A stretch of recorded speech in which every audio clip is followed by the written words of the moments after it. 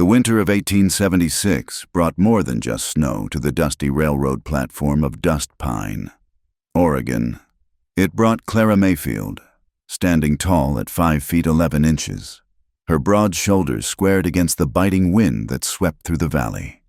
At 27, she carried herself with the practiced grace of someone who had learned to occupy space unapologetically, even when the world insisted she take up less of it.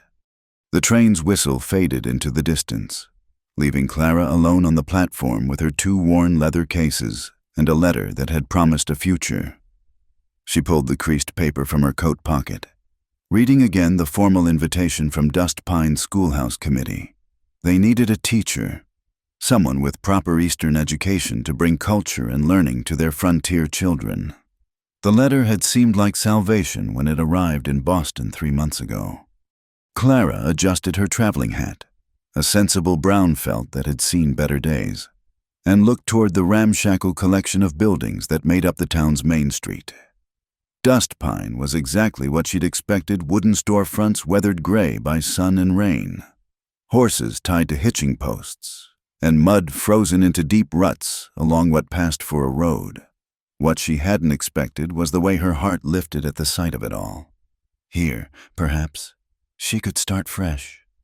The walk to the schoolhouse took her past Sullivan's General Store, where a cluster of women stopped their conversation to stare. Clara was used to the looks had been receiving them since she'd shot up like prairie grass at age 14, towering over boys and girls alike. In Boston's refined drawing rooms, hostesses had whispered behind their fans about that unfortunate Mayfield girl, so mannish in her proportions. But here in the West, Clara had hoped things might be different. The schoolhouse sat at the town's eastern edge, a simple white building with a bell tower that listed slightly to the left. Smoke rose from the chimney, and Clara quickened her step, eager to escape the cold and meet Mr. Josiah Hartwell, the school committee chairman who had signed her letter of invitation. She knocked firmly on the door, then entered when a voice called out. The warmth hit her first, then the smell of chalk dust and wood smoke. At the front of the single classroom, a small woman in a pristine blue dress was writing arithmetic problems on the slate board. She turned at Clara's entrance, her delicate features arranging themselves into a polite smile that faltered when she took in Clara's full height. "May I help you?" the woman asked, her voice pitched high with nervous energy. "I'm looking for Mr. Hartwell," Clara said, setting down her cases. "I'm Clara Mayfield, the new teacher from Boston." The woman's eyes widened. Oh dear, I'm Miss Sarah Winters. I'm afraid there's been some confusion." Clara's stomach tightened, though she kept her expression neutral. She'd learned long ago not to show disappointment too readily. What manner of confusion? Before Miss Winters could answer, a door at the back of the classroom opened and a portly man with impressive sideburns emerged. This had to be Josiah Hartwell. He matched the self-important tone of his letters perfectly. "Miss Mayfield," he said, not quite meeting her eyes. "We weren't expecting you so soon. My letter stated I would arrive on today's train." Clara replied evenly. "The Thursday afternoon service from Portland." Hartwell cleared his throat, his gaze sliding past her to focus on the window. "Yes, well, circumstances have changed since our correspondence. The committee met last month and decided, that is to say, we felt it prudent to explore all our options." "You hired someone else." Clara's words were a statement, not a question. "Miss Winters came highly recommended from Sacramento," Hartwell said, gesturing toward the smaller woman who was now pretending to organize papers on the desk. "She has experience with young children, and the committee felt she would be a more suitable presence in the classroom." Clara waited, knowing there was more. Hartwell finally looked at her directly, though his eyes quickly dropped to her collar. "You must understand, Miss Mayfield, we have impressionable young minds to consider. Children need a teacher who appears approachable, gentle, someone who won't intimidate them." "You mean someone who doesn't tower over them like a scarecrow?" Clara said, her voice calm despite the familiar sting of rejection. "Now, there's no need for such harsh words." Hartwell blustered. "It's simply a matter of what's best for the children. Surely you understand. A woman of your stature might be better suited to other pursuits, perhaps domestic work, or—" "I have a degree from Boston Normal School," Clara interrupted. "I've taught for 6 years, including private pupils from some of Massachusetts' finest families. I speak 3 languages and play 2 instruments, but you're concerned I might frighten the children with my height?" Miss Winters made a small sound of distress, but Hartwell's face had hardened. "The decision has been made. Miss Mayfield, I regret any inconvenience, but I'm sure you'll find something more appropriate elsewhere. Now, if you'll excuse us, Miss Winters needs to prepare for tomorrow's lessons." Clara stood for a long moment, looking between them. In Boston, the rejection had been wrapped in prettier words, hidden behind talk of her being too modern in her thinking, or perhaps better suited to a different environment. At least here in the West, the prejudice was honest. She picked up her cases with steady hands. "I suppose I should thank you for not wasting more of my time with pleasantries." She said, "Good day, Mr. Hartwell, Miss Winters." The cold hit her again as she stepped outside, but this time Clara barely noticed. She'd traveled 2,000 miles to escape the suffocating expectations of Boston society, only to find the same narrow minds in different clothing. The irony might have been amusing if she had anywhere to go. The afternoon sun was already sinking low, casting long shadows across the frozen ground. Clara needed lodging, needed to think, needed to figure out what came next. She'd spent nearly all her savings on the train ticket, banking everything on this position. As she walked back toward town, Clara noticed a small crowd gathered outside the saloon. Not the sort of establishment a respectable woman entered, but perhaps someone could direct her to a boarding house. She approached carefully, her cases growing heavier with each step. "Excuse me," she said to a weathered man leaning against a post. "Could you tell me where I might find rooms to let?" The man looked her up and down with bloodshot eyes, then laughed. "Agnes Muller runs the only decent place for ladies. 2 blocks down, yellow house with a picket fence. Though she might not have a bed tall enough for the likes of you." More laughter rippled through the group of men. Clara had heard worse, endured more creative insults in Boston's ballrooms. She merely nodded her thanks and continued on, aware of their eyes following her progress. The boarding house was indeed yellow, though the paint was peeling and the picket fence had seen better days. Clara knocked, then knocked again when no one answered. Finally, footsteps approached and the door swung open to reveal a woman nearly as tall as Clara herself, broad-shouldered and gray-haired, with the kind of face that had weathered decades of frontier life. "Mrs. Muller?" Clara asked. "Just Agnes," the woman replied, her sharp eyes taking in Clara's traveling clothes and cases. "You coming from the train?" "Yes, I'm in need of a room, if you have one available." Agnes studied her for a moment longer, then stepped aside. "Come in out of the cold. We'll talk terms over coffee." The interior of the boarding house was worn but clean, with rag rugs covering the floors and samplers on the walls bearing Bible verses in careful cross-stitch. Agnes led her to the kitchen, where a pot of coffee sat warming on the stove. "You're the teacher from back east," Agnes said, pouring 2 cups. It wasn't a question. "I was supposed to be," Clara admitted, wrapping her cold fingers around the hot ceramic. "It seems they found someone more suitable." Agnes snorted. "Suitable? That's what they called it when they wouldn't let me run for town council. Said it wasn't suitable for a woman to involve herself in politics, even though I've lived here longer than most of those fools and buried a husband and 2 sons in the cemetery yonder." She sat across from Clara, her movements deliberate and unhurried. "Sarah Winters won't last the winter. Too delicate for frontier children. They'll run her ragged within a month." "That may be, but it doesn't help my current situation," Clara said. "No, I suppose not." Agnes sipped her coffee thoughtfully. What will you do now? It was the question Clara had been avoiding since leaving the schoolhouse. I'm not certain.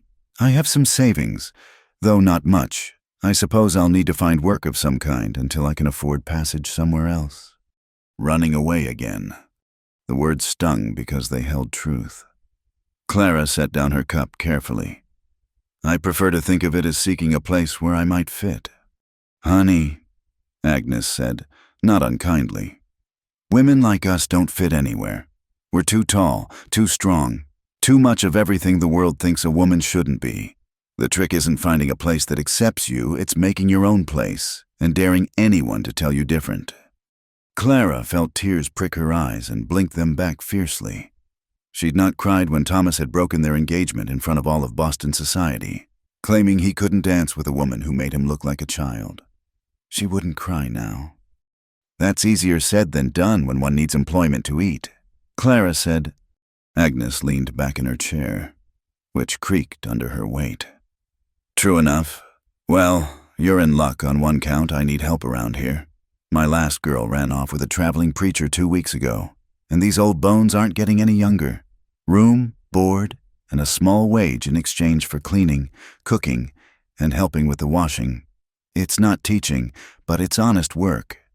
Clara looked around the tidy kitchen, imagining herself spending her days scrubbing floors instead of opening young minds to the wonders of literature and mathematics. It wasn't what she'd planned, but planning hadn't gotten her very far. I accept, she said, and I'm grateful for the opportunity. Agnes waved away her gratitude. Don't thank me yet. The work's hard and the guests can be trying. Railroad men, mostly, and the occasional traveling salesman. You'll need to keep your door locked at night and your wits about you during the day. She stood, joints popping audibly. Come on, I'll show you to your room. Top of the stairs, last door on the right. It's got the highest ceiling in the house. Previous tenant was a Swedish fellow about your height. He left last spring to try his luck in the goldfields. As Clara followed Agnes up the narrow stairs, she caught a glimpse of herself in the hall mirror, travel-worn and defeated. Her reflection looked every inch the spinster she'd been labeled in Boston, but there was something else there too, a stubborn set to her jaw that reminded her she'd survived worse than this. The room was small but clean, with a narrow bed, a washstand, and a single window that looked out over the town's main street. Clara set down her cases and tested the bed, relieved to find her feet didn't hang over the edge. Supper's at 6, Agnes said from the doorway. We've got 4 guests tonight, all railroad workers. You can start your duties tomorrow. After she left, Clara unpacked slowly, hanging her few dresses in the wardrobe that smelled of cedar and old roses.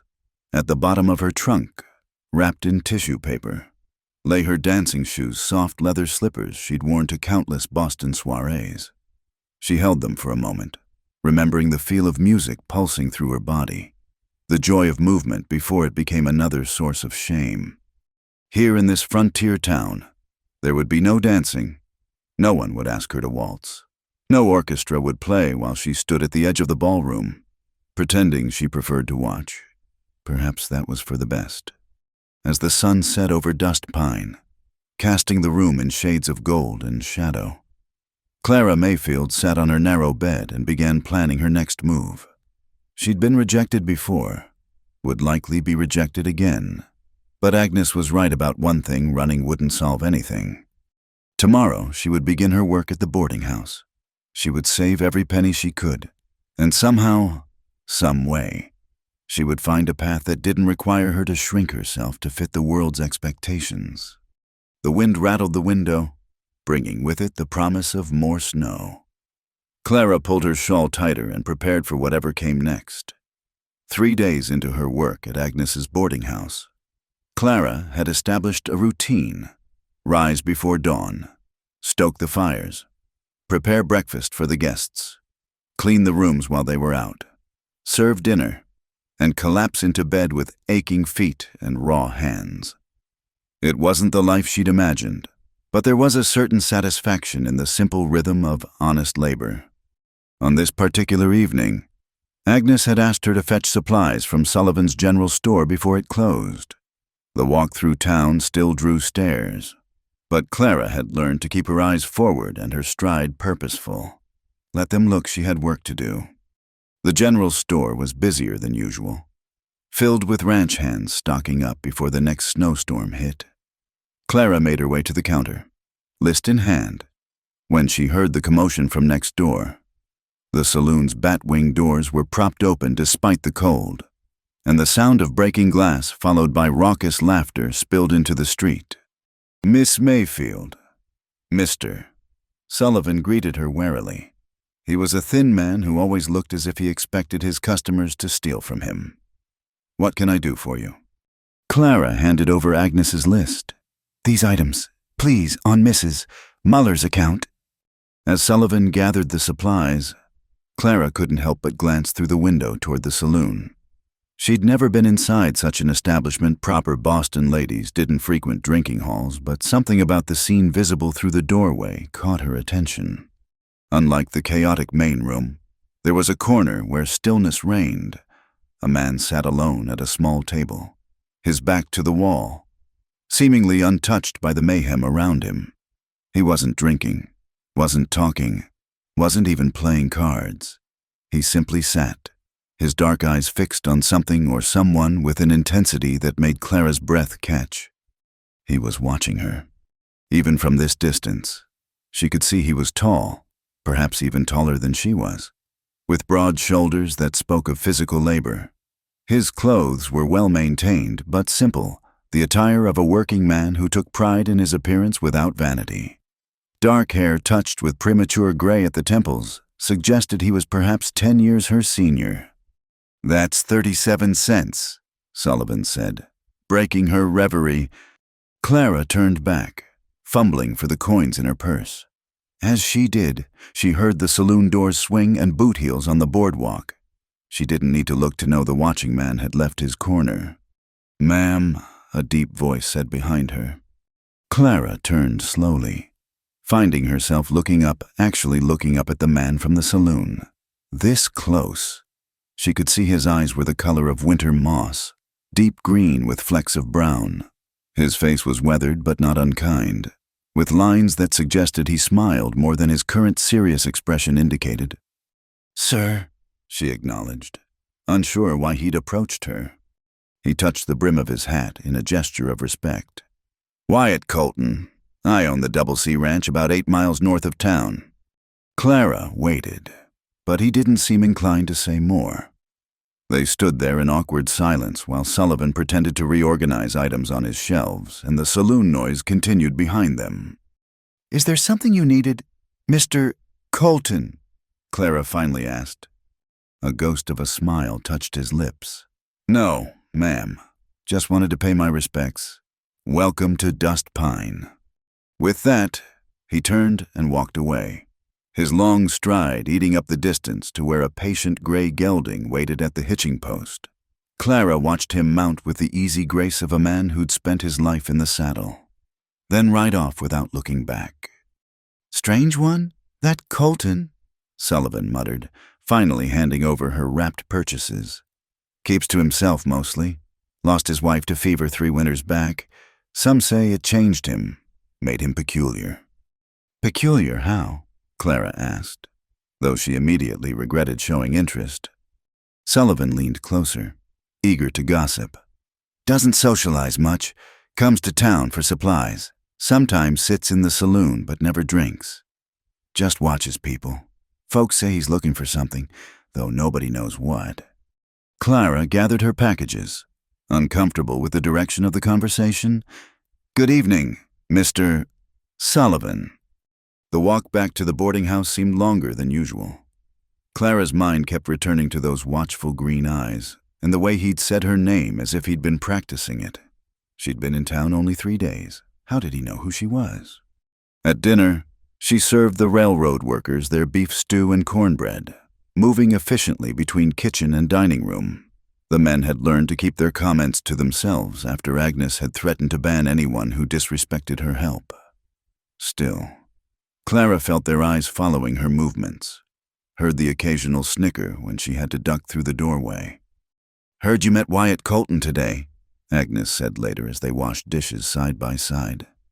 Clara nearly dropped the plate she was drying. How did you never mind? This town has more eyes than a potato. Agnes chuckled. True enough. What did you think of him? I hardly spoke 3 words to the man. That's 3 more than he usually says to newcomers. Agnes handed her another wet plate. He's a good man. Wyatt, solid. Treats his workers fair. Pays his debts on time. His wife Mary was a friend of mine, sweet little thing. Barely came up to his shoulder. When she died, something in him just went quiet. Clara concentrated on drying the dishes, unsure why her pulse had quickened. Mr. Sullivan said he behaves strangely. Sullivan thinks anyone who doesn't gossip like a fishwife is strange. Agnes scoffed. No, Wyatt just keeps his own counsel. Though I'll admit, him approaching you is unusual. He hasn't shown interest in anyone since Mary passed. He wasn't showing interest, Clara protested. He was being polite. Agnes gave her a look that suggested she wasn't fooled. If you say so, but I've known that man 15 years, and I've never seen him leave his corner table to introduce himself to anyone, polite or otherwise. That night, Clara lay in her narrow bed listening to the wind howl outside her window. She thought about Wyatt Colton's steady gaze, the way he'd stood close enough that she could smell leather and wood smoke on his clothes. It had been a long time since a man had approached her without immediately showing discomfort at her height. Colton had looked her in the eye as an equal. Nothing more. Over the following days, Clara found herself glancing toward the saloon whenever she passed, but the corner table remained empty. She told herself she wasn't looking for him, just observing the town's patterns as any newcomer might. Agnes said nothing, but her knowing smiles were commentary enough. A week passed before Clara saw him again. She was returning from the schoolhouse, where she'd gone to retrieve a book she'd accidentally left behind in her hasty departure. Miss Winters had been teaching, her high voice carrying through the thin walls as she struggled to maintain order. Clara had slipped in and out quickly, not wanting another confrontation with Hartwell. The sun was setting, painting the sky in shades of amber and rose, when she noticed a figure on horseback at the edge of town. Wyatt Colton sat motionless on his gray gelding, watching the schoolhouse with the same intensity he'd shown in the saloon. When he saw Clara approaching, he touched his hat brim again. Miss Mayfield. Mr. Colton. Clara shifted her book to her other hand, aware of how the dying light caught in his eyes, taking in the sights of our bustling metropolis. That ghost smile appeared again. Something like that. He nodded toward the schoolhouse. Heard they brought in a new teacher. Yes, Miss Winters from Sacramento. I'm sure she's everything the committee wanted. And what did they want? Clara heard herself saying, someone delicate, approachable, appropriately sized for the comfort of small minds. She immediately regretted the bitter words, but Wyatt's expression didn't change.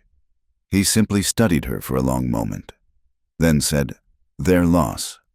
Before she could respond, he wheeled his horse around, but instead of riding off immediately, he paused. I've got a library at the ranch, books my wife collected, plus some of my own. You're welcome to borrow what you like. Reading material can be scarce out here. Clara blinked in surprise. That's very kind of you, Mr. Colton. Just being neighborly. He gathered his reins. I'm in town Saturdays for supplies. If you'd like, I could bring some books by the boarding house. I would appreciate that, Clara said, meaning it. She'd already read her few precious books twice since arriving.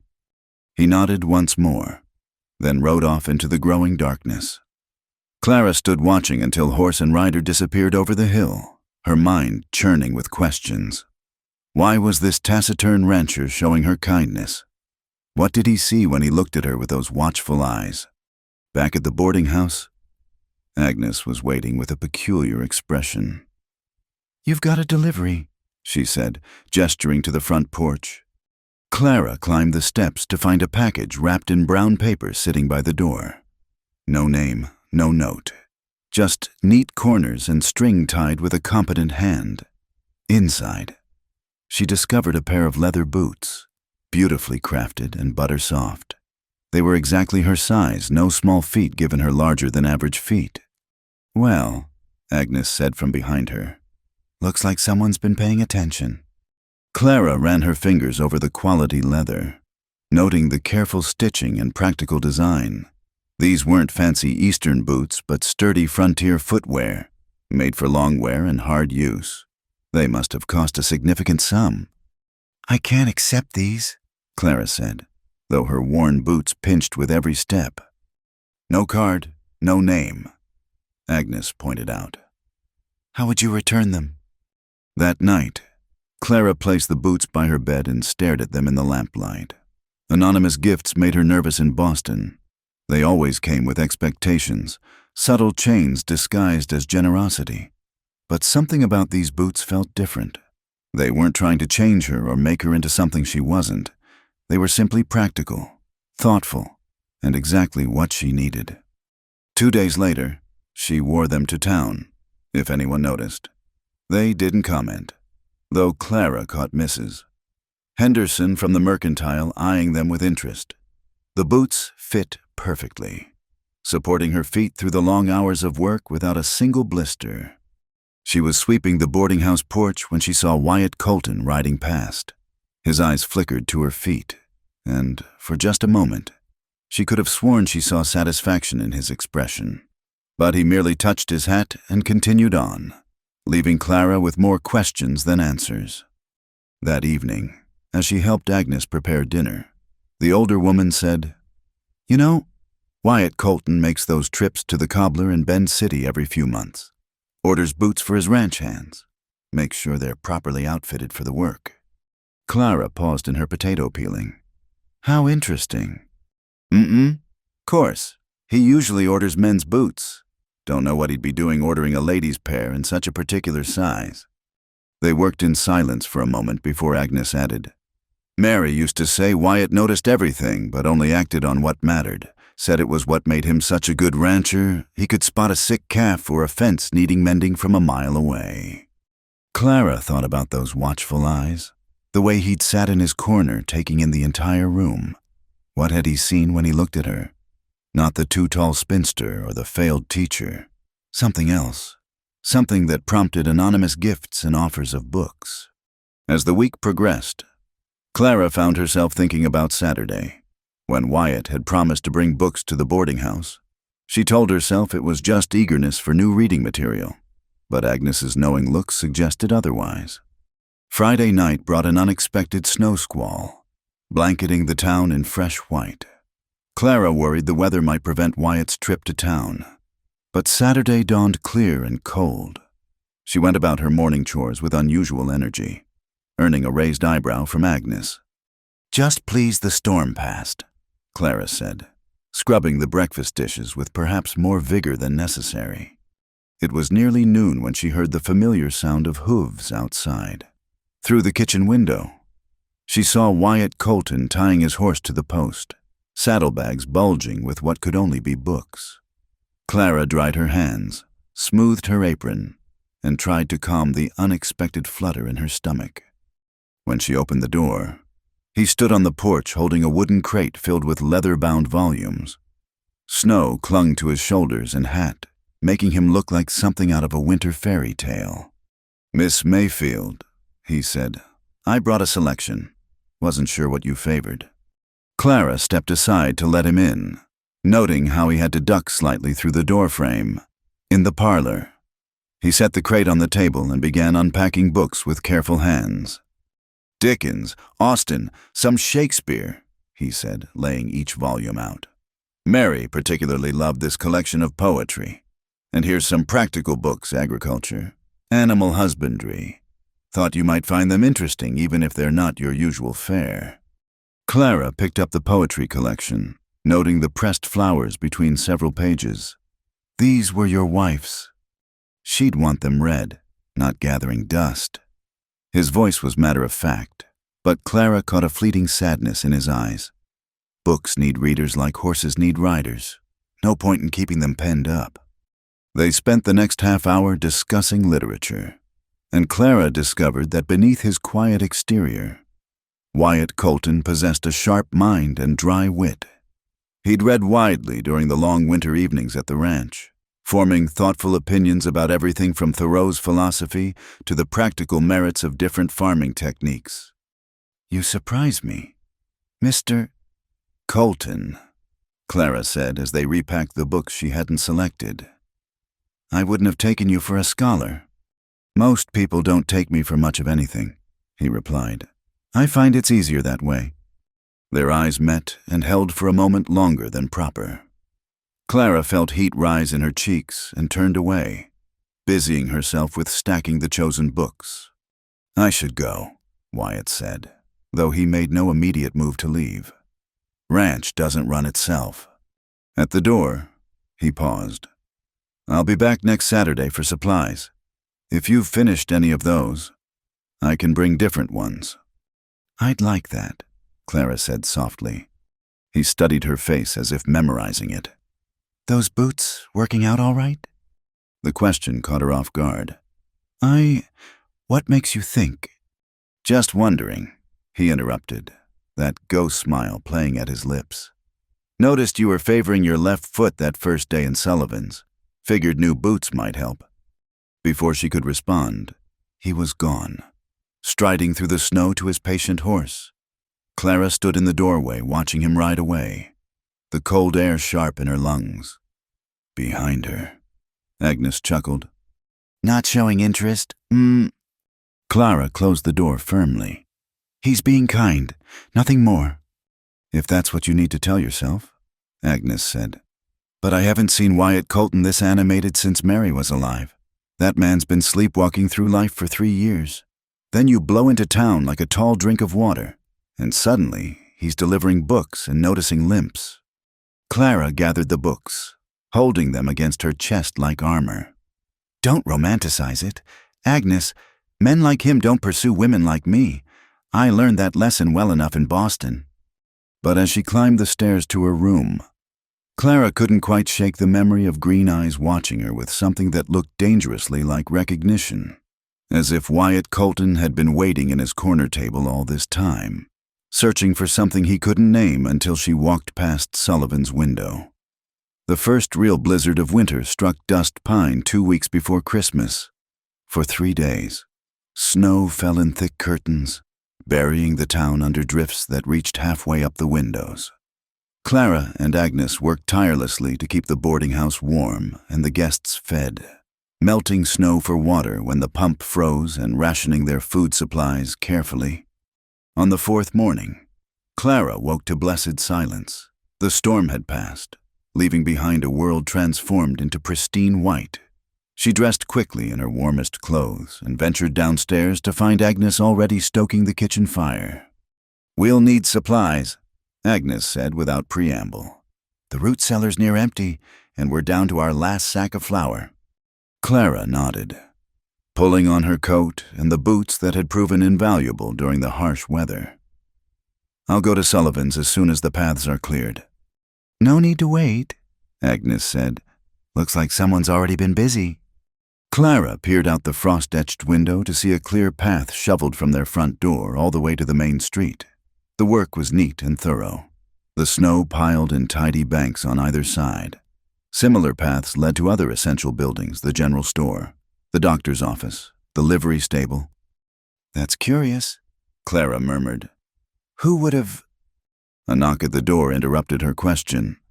She opened it to find Wyatt Colton standing on the porch, shovel in hand, his coat dusted with snow. Behind him, his gray gelding waited patiently, laden with bulging saddlebags. "Morning, ladies," he said, touching his hat. "Thought you might be running low on provisions after the storm." Agnes appeared at Clara's shoulder, her face creasing into a rare smile. "Wyatt Colton, you're a sight for sore eyes. Come in before you freeze solid." He shook his head. "Can't stay. Still got paths to clear, but I brought what supplies I could spare from the ranch."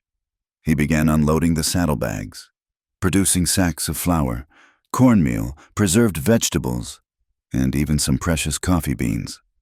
"We can't accept all this," Clara protested, even as her stomach reminded her they'd been living on thin soup and stale bread for 2 days. "Sure you can," Wyatt said, continuing to unload. "Ranch has plenty, and the hands are all settled in the bunkhouse, riding out the weather. No sense in town folks going hungry when we've got stores to share." Agnes was already examining the supplies with approval. "This is prime quality flour. Wyatt, you'll let us pay you back when Sullivan's opens up again." "We'll settle accounts later," he said, which Clara was beginning to understand meant never. "Miss Mayfield, I noticed you've been teaching the Muller boys their letters in the evenings." Clara flushed slightly. Hans and Otto Muller, Agnes's great-nephews who lived 2 streets over, had been coming by after dinner for informal lessons. Their parents worked long hours, and the boys were bright but restless, especially with school closed due to Miss Winters falling ill with a persistent cold. "Just helping them with their reading," Clara said. "They're quick learners." "Word's getting around," Wyatt said. "The Jankowski children want to join, and Mrs. Chen asked if you might consider teaching her daughter English. Seems Miss Winters is struggling to manage the classroom when she is well enough to teach." Agnes snorted. "Told everyone that wisp of a girl wouldn't last. Those frontier children need someone with backbone." Wyatt's eyes met Clara's. "The old Hutchinson barn on my property has been sitting empty since I bought the land. Good roof, solid walls, plenty of space. If you were of a mind to hold classes informally, of course I'd be glad to fix it up proper." Clara's heart leaped at the possibility, then immediately sank. "Mr. Hartwell and the school committee would never approve. They made their feelings about my suitability quite clear." "Private property, private business," Wyatt said with a shrug. "No law says folks can't gather for learning on their own time. Besides, Hartwell's authority ends at the schoolhouse door." Before Clara could respond, young Hans Mueller came racing down the freshly shoveled path, his brother Otto close behind. Miss Clara, is it true you might teach us in a real classroom?" Clara looked down at their eager faces, red-cheeked from cold and excitement. "Where did you hear that?" "Mr. Colton told Pa this morning when he brought them feed for the chickens," Otto said. "Pa said we could help fix up the barn if you say yes. Please say yes." Wyatt's expression remained neutral, but Clara caught a glimmer of something in his eyes, amusement, perhaps, or satisfaction at his plans already being in motion. "I'll need to think about it," Clara said carefully. "Think all you want," Agnes interjected. "But these children need learning, and you need purpose. Seems like problems solving themselves to me." After Wyatt left to continue his snow-clearing mission, Clara helped Agnes store the supplies while her mind churned. The idea of teaching again, even informally, made her pulse quicken with possibility. But accepting Wyatt's offer felt like stepping into unknown territory.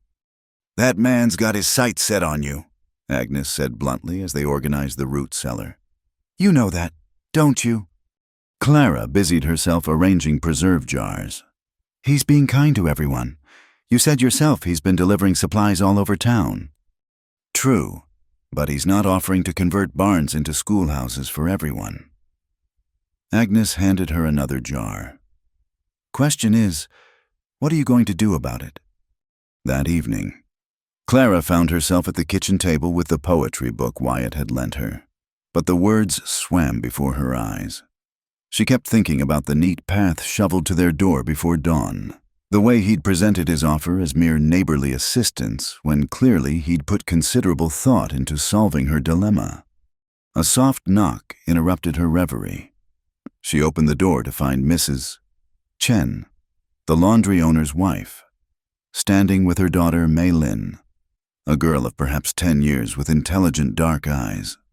"Forgive the intrusion," Mrs. Chen said in careful English. "But we heard, that is, Mr.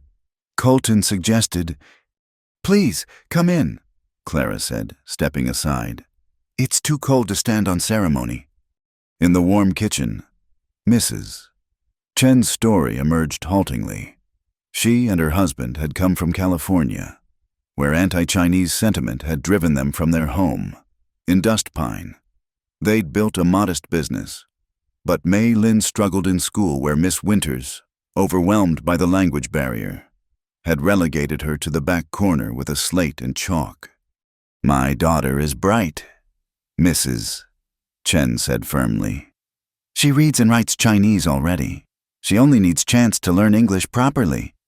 Clara looked at Mei Lin, who was studying her with the intense focus of a child determined to understand every word.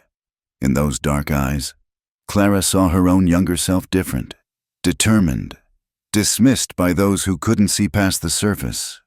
"If I were to hold classes," Clara said slowly, "they would be for any child who wished to learn, regardless of background." Mrs. Chen's face lit up. "We would be most grateful. And my husband, he is skilled carpenter. He would gladly help prepare the barn." After they left, Clara sat in the lamplight, decision crystallizing. She'd come west to teach, and no committee of small-minded men would stop her. Tomorrow, she would accept Wyatt Colton's offer. The next morning brought weak sunshine and the sounds of the town digging itself out. Clara wrapped herself in her warmest shawl and made the trek to where Wyatt had said the Hutchinson barn stood, a 20-minute walk through snow-laden pines to a clearing where a sturdy structure waited. She wasn't surprised to find Wyatt already there, examining the roof with a critical eye. What did surprise her was the small crowd gathered in the barn's shelter, the Muller boys, the 3 Jankowski children, Mei Lin and her father, and several other families she recognized from town. "Figured you'd want to see what you were working with," Wyatt said by way of greeting. "Folks heard you might be willing to teach and wanted to help ready the place." The barn was dusty but sound, with high windows that let in good light and a large open space that could easily accommodate desks and a blackboard. As Clara walked through it, envisioning possibilities, she heard the families talking excitedly in a mix of English, German, Polish, and Chinese. "It's perfect," she said softly, and Wyatt's rare full smile transformed his weathered face. "Then let's get to work." What followed was a day Clara would remember for the rest of her life. The community came together with the determination of people used to creating what they needed from scratch. Men hauled in lumber for desks and benches, while women swept and scrubbed years of dust away. Children carried water for cleaning and sorting nails for the carpenters. Clara found herself in the middle of it all. Her height an advantage as she helped hang cloth over the windows for warmth and reached high shelves others couldn't. No one commented on her size except to appreciate its usefulness, and she felt something inside her chest loosen a knot she'd carried so long she'd forgotten it was there. Wyatt worked steadily beside her, saying little but always seeming to appear when she needed an extra pair of hands or a word of advice about frontier construction. Once, when she was struggling with a particularly heavy beam, he simply stepped in and took the weight, their hands brushing in the transfer. "Thank you," she said, oddly breathless. "That's what partners do," he replied, then moved on before she could ask what he meant by partners. By afternoon, Agnes arrived with a wagon full of hot soup and bread for the workers. "Figured you'd all be hungry," she announced, "and I wanted to see this barn school for myself." As they ate, seated on makeshift benches in their half-finished classroom, Clara felt a warmth that had nothing to do with the soup. These people, immigrants and outcasts, workers and dreamers, had claimed her as their own. They didn't care that she was too tall or too outspoken. They cared that she was willing to teach their children. "Miss Mayfield," Mr. Chen said formally, standing with his cup, "we wish to thank you for this opportunity. In California, they said our children could not learn alongside others. Here, you make classroom for all. We are grateful." Others murmured agreement, and Clara felt tears prick her eyes. "It's I who should thank you," she said. "You've given me purpose again." As the sun began to sink, families drifted home with promises to return tomorrow to finish the work. Soon, only Clara and Wyatt remained. surveying their progress in the fading light. "Why?" Clara asked suddenly. "Why go to all this trouble for someone you barely know?" Wyatt was quiet for so long she thought he wouldn't answer. Then he said, "My Mary was a reader. Loved books more than anything except maybe her garden. When she got sick, she made me promise to keep her books alive, not just stored, but read and shared and loved." He paused, his eyes on the distant mountains. "When I saw you that first day, holding yourself so careful, trying not to take up space, I thought of Mary. Not because you're alike, you're nothing alike, but because I recognized that look of someone trying to make themselves smaller to fit the world's expectations. Mary did that too, in her way." Clara's throat felt tight. "And you think teaching will help me stop trying to shrink?" "I think you were meant to stand tall, Miss Mayfield, in every sense." He turned to face her fully. "This town needs someone who won't bow to Hartwell's narrow thinking. These children need someone who sees them for who they are, not who they're supposed to be. And maybe I need reminding that life goes on, even after loss." The honesty in his voice made Clara's heart race. "Mr. Colton." "Wyatt," he corrected softly. "I think we've moved past formalities. Don't you?"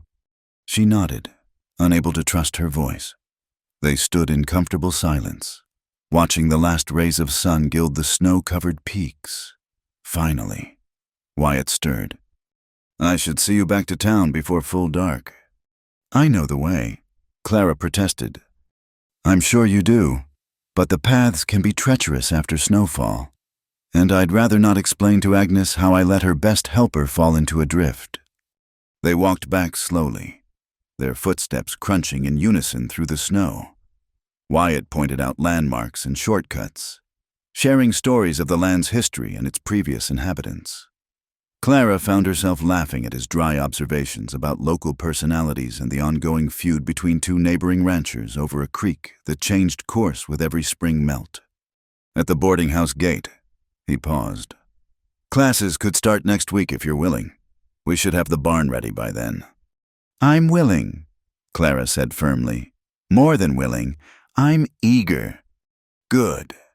He touched his hat brim in his customary gesture, but this time his fingers lingered. "Until tomorrow. Then, Clara."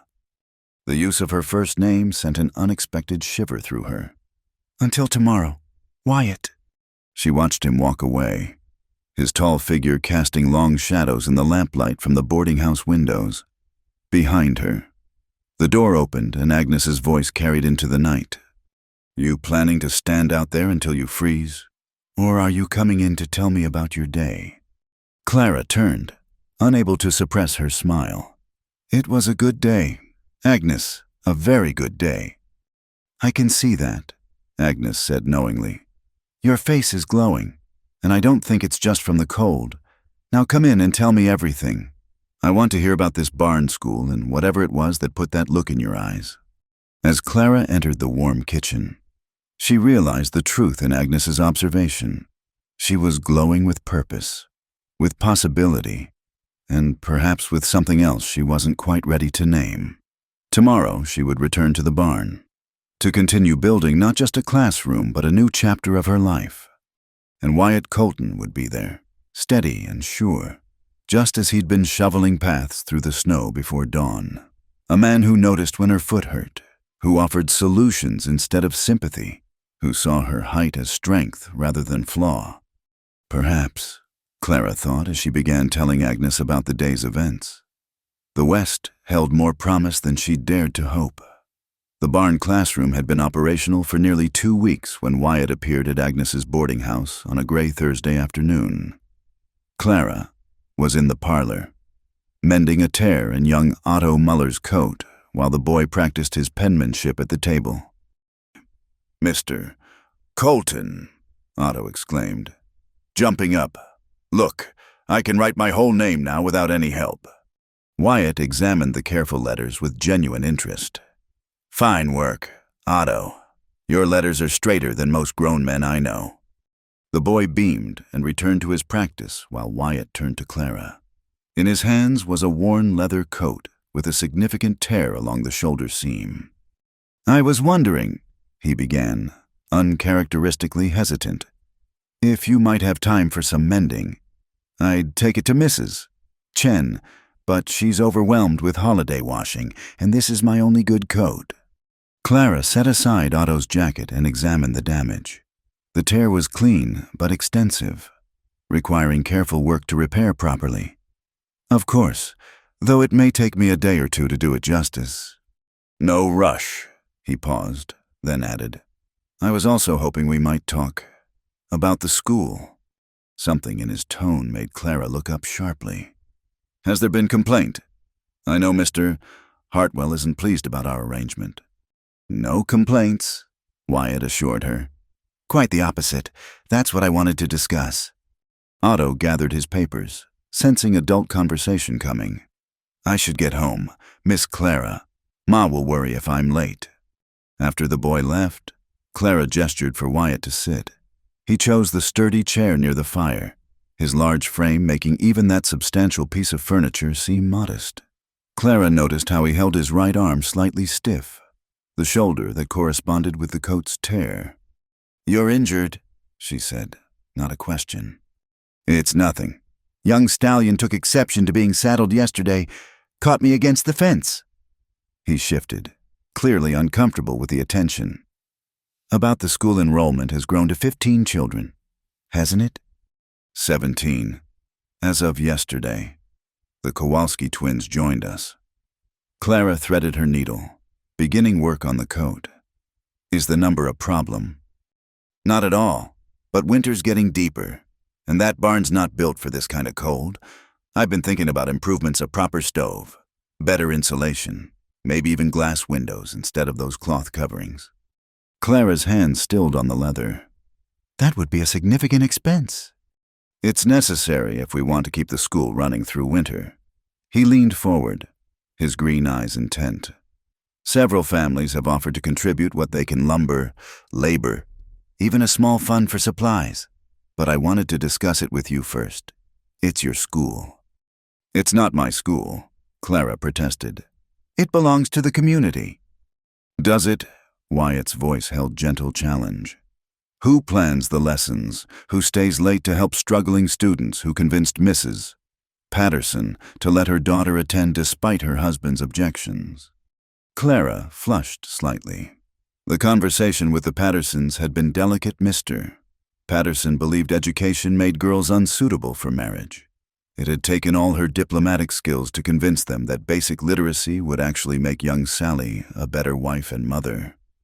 "The children deserve a warm place to learn," she said, returning to her mending. "If families are willing to help, I'd be grateful." They sat in comfortable silence for a few minutes, the only sounds the crackle of fire and the whisper of thread through leather. Clara was acutely aware of Wyatt's presence, the way he watched her hands work with focused attention. "You're skilled at that," he observed. "Years of practice. In Boston, a lady was expected to have accomplishments: embroidery, mending, music."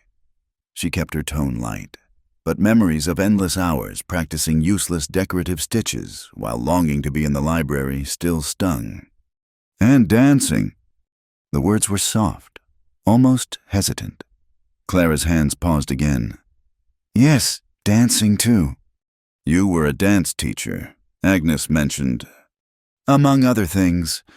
Clara forced herself to continue sewing. "I taught at a girls' academy, dance, deportment, literature when they'd let me." "Did you enjoy it, the dancing?" The question surprised her with its directness. "I loved it," she admitted. "Before I grew too tall, before it became complicated. There's freedom in movement, in letting music carry you somewhere beyond yourself." She risked a glance at him. Wyatt was watching her with that intense focus she'd grown accustomed to, as if she were a book he was trying to read in a foreign language. "I can't picture you being carried anywhere," he said. "You seem more the type to do the carrying." From another man, the words might have stung another reminder of her unfeminine strength, but Wyatt's tone held no mockery, only observation and perhaps a thread of admiration. "That's been made abundantly clear to me over the years." Clara said, trying for lightness. That's not what I meant. He leaned back, choosing his words with visible care. My Mary loved to dance, practically floated across a floor. But she needed leading, needed someone else to decide the steps. You'd make your own dance, create something new. That's a different kind of beauty. Clara found herself unable to speak. In all her years of dancing the lessons, the recitals, the balls where she stood at the edges, no one had ever suggested her independence might be beautiful rather than unfortunate. I've embarrassed you, Wyatt said, misreading her silence. I apologize. I'm not good with words like Mary was. No, Clara managed. No, you haven't embarrassed me. No one's ever put it quite that way before. He nodded, seeming to file this information away. Then, with the air of someone changing a difficult subject, he said, There's something else I wanted to ask. The town is planning a winter social, a dance at the church hall next Saturday. Nothing fancy, just neighbors gathering to break up the monotony of winter. Clara's stomach tightened. She could already envision it standing along the wall, watching couples whirl past, pretending she preferred conversation to dancing. I wondered, Wyatt continued, if you might save me a dance. The needle slipped, pricking Clara's finger. She stared at him. You're asking me to dance in public. If you're willing. His expression was serious, watchful. I should warn you, I'm out of practice. Mary tried to teach me, but I never had her grace. You might find your toes in danger. You're very tall, Clara said stupidly, her mind struggling to process this unexpected development. A smile tugged at his lips. So are you. Seems like that might work in our favor for once. She returned to her mending to hide her confusion. Why? Why ask me when there will be plenty of more suitable partners? Suitable. He tested the word as if it tasted bitter. That word follows you around like a shadow. Doesn't it always about what's suitable, proper, expected? He stood, moving to look out the window at the snow-covered street. Maybe I'm tired of suitable. Maybe I'd rather dance with someone who can look me in the eye without getting a crick in her neck. People will talk, Clara warned. People are already talking. Let them. He turned back to her. The question is whether you care more about their words or about dancing again. Clara secured the last stitch and examined her work. The repair was nearly invisible, the kind of careful mending that would last years. She stood, shaking out the coat, and brought it to him. As he took it, their hands brushed. Wyatt didn't immediately pull away, instead letting the contact linger while he spoke. Think about it, the dance. No pressure or expectations, just consider it. After he left, Clara stood in the parlor feeling as if a small earthquake had shifted her world. She thought of all the dances she'd attended in Boston, the pitying looks, the whispered comments, the dance cards that remained stubbornly empty while she smiled and pretended not to care. Well, Agnes appeared in the doorway, clearly having listened to every word. Are you going to accept? I don't know. Clara sank into the chair Wyatt had vacated, still warm from his presence. It's been so long since anyone asked me to dance. And in Boston, she stopped, unable to articulate the humiliation of that final ball, when Thomas had announced their broken engagement rather than dance with her. Agnes settled her bulk into the opposite chair. This isn't Boston. And Wyatt Colton isn't some Milkwater Society boy afraid of his own shadow. No, Clara agreed. He certainly isn't that. Then what's the real problem? Clara thought of Wyatt's steady gaze, his careful words about creating her own dance. What if I've forgotten how to follow? Agnes snorted. Then lead that man smart enough to keep up? That evening, Clara found herself in her room, pulling out the tissue-wrapped bundle she'd hidden at the bottom of her trunk. Her dancing slippers lay inside, still supple despite months of neglect. She held them to the lamplight, remembering countless hours of practice, the joy of movement before it became tangled with shame. On impulse, She cleared a small space on the floor and slipped them on. They still fit perfectly, molding to her feet like old friends. Clara hummed a half-remembered waltz and took a tentative step. Then another. Her body remembered the rhythms, the patterns, even after all this time. A knock at her door made her freeze. "Clara," Agnes's voice carried through the wood. "You have a visitor." Hastily hiding the slippers, Clara opened the door to find Mei Lin Chen waiting in the hallway, holding what appeared to be a length of beautiful jade green fabric. "My mother sends this," the girl said in her careful English, "for the dance. She says you will need a dress that moves properly." Clara accepted the fabric with wonder. The silk was finer than anything she'd owned in Boston, flowing like water through her fingers. "Mei Lin, I cannot accept something so valuable." "Mother says you gave value first," Mei Lin interrupted with the stubborn certainty of a child repeating important words. "By teaching me when others would not. She says beauty should meet beauty." After the girl left, Clara spread the fabric across her bed. It seemed to shimmer in the lamplight, changing from deep forest to pale jade depending on the angle. Enough fabric for a dress that would accommodate her height without the usual compromises. She thought of Wyatt's words. "Maybe I'd rather dance with someone who can look me in the eye." For the first time in years, Clara allowed herself to imagine dancing without apology, without trying to shrink or fade. The thought terrified and thrilled her in equal measure. Over the next days, as she taught her growing class and helped Agnes with the boarding house, Clara found her mind returning to that moment when Wyatt had asked her to save him a dance. The simplicity of it, the respect in it, the way he'd made it sound like she would be doing him the favor. Mrs. Chen appeared Friday afternoon with pins and measuring tape, insisting on fitting the dress herself despite Clara's protests about the time involved. "You stand still." Mrs. Chen commanded with the authority of a woman who had dressed brides and debutantes. "I make beautiful things. This is what I do." As she worked, she talked about her life in California, her husband's struggles to establish their business, the relief of finding acceptance in Dust Pine despite some residents' initial suspicion. "Mr. Colton helped," she said through a mouthful of pins. "When some men made trouble at our shop, he stood outside for 3 days, never said anything, just stood. Men stopped making trouble."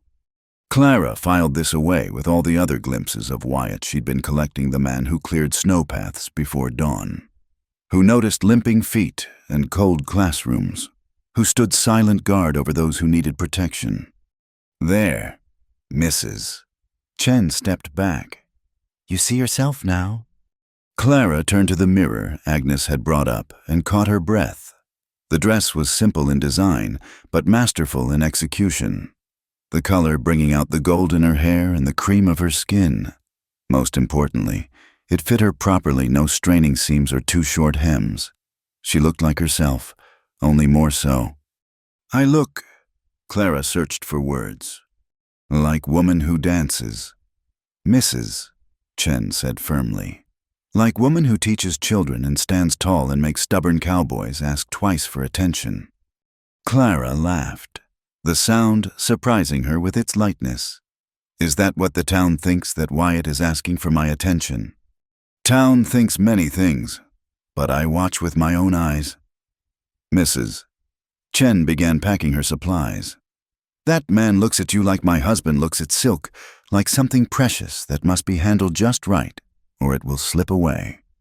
That night, Clara practiced dancing in a room again, this time imagining a partner who matched her height, whose hand would rest at her waist without strain. The fantasy was dangerous, she knew that, but for once, she allowed herself the indulgence. Tomorrow night, she would enter that church hall in her jade silk dress, and when Wyatt Colton asked for his dance, because she knew with sudden certainty that he would ask, publicly and properly, she would accept. Let the town talk. Let them stare. For one evening, Clara Mayfield would dance as she was meant to, tall and proud and unashamed. The thought kept her awake long into the night. Fear and anticipation warring in her chest. But underneath both emotions lay something else, something that felt dangerously like hope. The barn classroom had transformed over the past month from a dusty storage space into a proper schoolhouse. Thanks to the community's efforts and Wyatt's generous provision of materials, it now boasted a cast-iron stove that kept the space warm even on the coldest mornings, real glass windows that let in clean winter light, and rows of sturdy desks built to accommodate children of various sizes. Clara arrived early each morning to stoke the fire and prepare lessons on the large slate board Wyatt had somehow procured from a closing school in Bend City. This particular Monday morning, she found him already there, installing shelves along the back wall. "You're early," she observed, setting down her basket of supplies. "Wanted to finish these before the children arrived," Wyatt said without turning. "Figured you'd need somewhere to store books and supplies properly." Clara examined his work. The shelves were perfectly level, sanded smooth, and treated with oil to protect the wood, like everything Wyatt did. They were built to last. "The dance was 2 days ago," Clara said, surprising herself with the directness. "You've been avoiding town since then." His hands stilled on the shelf he was mounting. "Not avoiding, just busy with ranch work." "I see." Clara began unpacking her basket, trying to ignore the hurt that flickered through her chest. The dance had been, well, it had been everything she'd dreamed and more. But perhaps for him, it had meant less. "Clara," his voice made her turn. Wyatt had set down his tools and stood facing her, his expression serious. "I wasn't avoiding you. I was trying to be respectful. Didn't want folks thinking I was pressing my attention where it wasn't wanted." "And if it is wanted?" The words hung between them in the cold morning air. Wyatt's eyes widened slightly, the most surprise she'd ever seen him show. "Is it?" he asked quietly. Before Clara could answer, the door burst open and the Muller boys tumbled in, followed closely by Mei Lin and the Jankowski children. The moment shattered, but Wyatt's eyes held hers for a heartbeat longer, promising this conversation wasn't over. The morning proceeded with its usual controlled chaos. Clara had divided her students into groups by ability rather than age, allowing older children to help younger ones while she circulated, providing individual instruction. It was during arithmetic practice that she noticed a new face hovering at the doorway, a girl of perhaps 12, thin and wary as a wild cat. "Hello," Clara said gently. "Would you like to come in?" The girl shook her head but didn't flee. Clara recognized the hunger in her eyes not for food, but for what the other children had: belonging, learning, possibility. "I'm Miss Mayfield," Clara continued, maintaining a respectful distance. "What's your name?" "Rose," the girl whispered. "Rose Hutchinson." Clara's breath caught.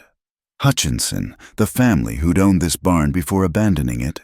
She'd heard whispers about them, how they'd fallen on hard times, how the father had taken to drink before disappearing entirely. "Would you like to listen from there for today?" "Rose, you don't have to come in if you're not ready." The girl nodded, settling on the doorstep despite the cold. Clara returned to her teaching but made sure to speak clearly enough for Rose to hear. When it came time for reading practice, she chose a story about courage and new beginnings. At lunch break, while the other children ate their brought meals and played in the cleared area beside the barn, Clara noticed Wyatt approaching Rose with a wrapped bundle. He crouched to her level, no mean feat for a man of his height, and spoke quietly. After a moment, Rose accepted what appeared to be a sandwich and apple. "She's been living in the old miner's shack up the mountain," Wyatt explained when he joined Clara inside. "Her mother passed last winter. She's been getting by on her own, too proud to ask for help." "That's no life for a child," Clara said, watching Rose eat with careful, rationed bites. "No, it's not. I've tried to help, but she runs like a deer if I get too close. Figured school might draw her in better than charity." They stood together watching the children play, and Clara was struck by how natural this felt, planning together, caring for these young ones who needed so much more than just letters and numbers. "I've been thinking," Wyatt said, his voice casual in that way that meant he'd been thinking hard about something. The barn's working well, but it's still a fair walk from town in winter. What if we arranged a wagon to collect the children? I could spare a man and team twice a day. That's generous, but… It's practical, he interrupted. Can't learn if they can't get here safely. Clara smiled. Everything's practical with you, isn't it? Not everything, he said quietly, and something in his tone made her heart skip. The afternoon brought an unexpected challenge. Clara was teaching the older children history when the door opened to admit Josiah Hartwell, looking like a thundercloud in his black coat and disapproving expression. Miss Mayfield, he said, managing to make her name sound like an accusation. I've come to see this informal arrangement for myself. The children fell silent, sensing threat the way animals sense storms. Clara straightened to her full height, grateful for once that she could look down at the pompous man. And Mr. Hartwell, how kind of you to take interest in the children's education. His eyes swept the room, taking in the diverse group of students, the quality supplies, the warm and welcoming atmosphere. His frown deepened. I've had complaints. From whom? Clara kept her voice pleasant, though her hands clenched in her skirts. Concerned citizens who feel children should be in proper schools, not barns, who question what exactly is being taught here without oversight. Young Otto Muller stood up, his small face fierce. Miss Clara teaches us real things, not just copying letters over and over like Miss Winters. She teaches us to think, May Lynn added in her careful English. To ask why and how, not just what. One by one, the children stood, forming an unconscious protective circle around Clara. Even shy Rose had crept inside to join them. Children should be seen and not heard, Hartwell snapped. In my classroom, Clara said calmly, children are seen, heard, and valued. If that troubles you, perhaps the problem isn't with my teaching. Hartwell's face flushed purple. You have no authority here. This is private property being used for education. Wyatt's voice from the doorway was quiet, but carried the weight of mountains. On my land, with my blessing. Unless laws have changed, a man can do what he likes with his own property. Hartwell spun to face him. Colton, you're encouraging this circumvention of proper channels. I'm encouraging learning. Wyatt stepped inside, and Clara noticed how the children immediately relaxed. These young ones are getting better education here than the town school's providing. Results speak louder than certificates. The school board will hear about this. I imagine they will. Wyatt's tone suggested complete indifference to the threat. Was there anything else? Hartwell, we've got lessons to finish. After the man stormed out, the children burst into excited chatter. Clara hushed them gently, though her own heart was racing from the confrontation. Thank you, she said to Wyatt. He shrugged. Just stating facts. Besides, Hartwell's been a burr under my saddle for years. Enjoyed that more than I should have. Rose tugged on Clara's skirt. Miss, will they close the school? Clara knelt to meet the girl's worried eyes. Not as long as we stick together. This is our school, and we decide its future. The rest of the afternoon passed peacefully, though Clara noticed Wyatt had stationed himself where he could see both doors standing guard in his quiet way. When lessons ended and the children dispersed, many collected by parents who thanked Clara warmly. She found herself alone with him again. Walk you back to town, he offered. They strolled through the winter afternoon, snow crunching beneath their boots. Clara told him about her plans for a Christmas program where the children could showcase their learning for their families. Wyatt listened with that complete attention she'd come to treasure, offering suggestions and support in equal measure. You're good at this, he said as they reached the boarding house gate. Teaching, yes, but more than that. Building community, making people feel they belong. I never felt I belonged anywhere, Clara admitted. Maybe that's why I want so badly to create that feeling for others. You belong here. Wyatt said simply, Dust Pine needs you. The children need you. He paused, then added so quietly she almost missed it. I need you. Clara's breath caught. Wyatt? I know it's too soon. I know you've only been here 2 months. But Clara, He stopped, running a hand through his hair in uncharacteristic agitation. That dance the other night. Do you know how long it's been since anything felt that right? She thought of those moments in his arms, moving together to the fiddle music, the way conversation had flowed between them as naturally as breathing, how the other dancers had gradually cleared space, watching them with expressions ranging from surprise to approval, how for once her height had been an asset, allowing them to match each other perfectly. It felt right to me too, she admitted. His face softened. Then maybe we could, that is, would you allow me to…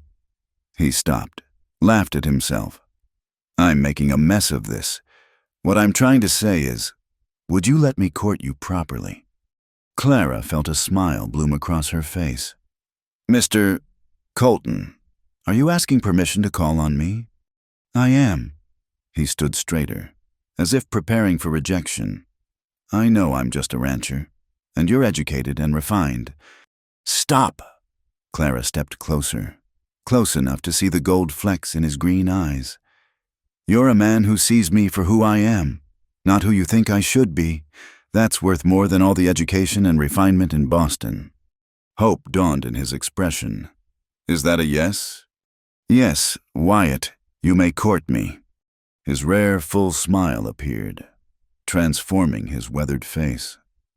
Saturday evening I could take you to dinner at the hotel restaurant. I'd like that. He touched his hat brim, but this time caught her hand as she turned to go. Clara, thank you for taking the chance. She squeezed his fingers gently. Thank you for asking. That evening, Agnes practically glowed with satisfaction when Clara told her about Wyatt's proposal to court her properly. About time that man made his intentions clear, she declared. Though I'd say they've been clear to everyone but you two for weeks now. Clara helped with dinner preparations, her mind half on her tasks and half on the wonder of being chosen. Not settled for, not pursued out of desperation, but genuinely wanted by a good man who saw her strength as an asset. After the guests were fed and the dishes done, she found herself at her window, looking out at the stars brilliant in the clear winter sky. Tomorrow she would teach her growing class, would face whatever challenges Hartwell tried to create, would continue building something meaningful in this frontier town. And Saturday, she would sit across from Wyatt Colton in the hotel restaurant, letting the town see that the too-tall spinster from Boston had found something she'd never expected a place where she fit, work that mattered, and a man who made her feel that standing tall was exactly what she was meant to do. As she prepared for bed, Clara noticed an envelope had been slipped under her door. Inside, in Wyatt's careful handwriting, was a single line. The world looks different when you have someone worth standing tall for. She pressed the note to her heart, feeling that dangerous hope transform into something stronger and more certain. Whatever came next, she would meet it with shoulders square and head high, no longer trying to shrink, but finally ready to take up all the space she was meant to fill. The barn school would continue. The relationship with Wyatt would deepen, and Clara Mayfield would finally stop apologizing for being exactly who she was meant to be. The winter social arrived with a fresh dusting of snow that made Dust Pine look like something from a fairy tale. Clara stood before her mirror in the jade silk dress, her hands trembling slightly as she fastened the last button. Agnes appeared in the doorway, her usually stern face soft with something like maternal pride. You look beautiful, the older woman said simply. And before you argue, remember that beautiful comes in all shapes and sizes. Tonight, it comes in tall. Clara smoothed the silk over her hips, marveling again at how perfectly Mrs. Chen had tailored it. The color brought out the warmth in her skin and made her gray eyes appear almost silver. For once, She didn't wish to shrink or fade. Tonight, she would be seen. The church hall glowed with lamplight and echoed with fiddle music as they arrived. Clara felt the familiar tightness in her chest as conversations paused and heads turned. But this time, instead of whispers and smirks, she saw curiosity and even approval. Several of her students' parents nodded warmly, and Mrs. Chen gave her a small, satisfied smile from across the room. "Courage," Agnes murmured beside her. "You've faced down Hartwell and won over half the town's children. A dance is nothing compared to that." Before Clara could respond, the crowd parted, and there was Wyatt. He wore his best black suit, his hair carefully combed, his boots polished to a shine, but it was the look in his eyes that made Clara's breath catch wonder mixed with something deeper, more certain. "Miss Mayfield," he said formally, though his voice carried warmth. "You're a vision." Mr. Colton," she replied. Grateful, her voice remained steady. "You clean up rather well yourself." He offered his arm, and she took it, aware of every eye in the room following their progress to where other couples were forming for the next dance. The fiddler struck up a waltz, and Wyatt turned to her with that ghost of a smile.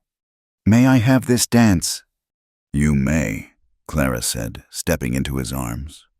The first few steps were tentative, both of them finding their rhythm. Then something clicked, and they moved as one. Wyatt's hand firm at her waist, Clara's hand resting on his shoulder without strain. She could look directly into his eyes, could feel his breath on her cheek, could match him step for step without adjustment or compromise. "You're not following," he observed, amusement coloring his tone. "Are you complaining?" "Not at all. I told you you make your own dance." His hand tightened slightly on hers. "I'm just trying to keep up." They turned and swayed, finding a natural rhythm that had nothing to do with the music and everything to do with recognition. Clara became aware that other dancers were giving them space, some even stopping to watch. For once, the attention didn't make her want to flee. "They're staring," she murmured. "Let them," Wyatt replied, spinning her gently. "They're seeing something rare, two people who fit." The words sent warmth flooding through her. As they danced, Clara caught glimpses of faces in the crowd, Agnes beaming like a proud mother, her students watching with delight, even some of the town matrons nodding approval. But most surprising was Josiah Hartwell, standing near the punch bowl with an expression of reluctant acknowledgement. When the music ended, Wyatt didn't immediately release her. "People will talk if we dance twice in a row," Clara warned, though she made no move to step away. "People will talk regardless. Might as well give them something worth discussing." So they danced again, this time to a livelier reel that had them laughing as they navigated the quick steps.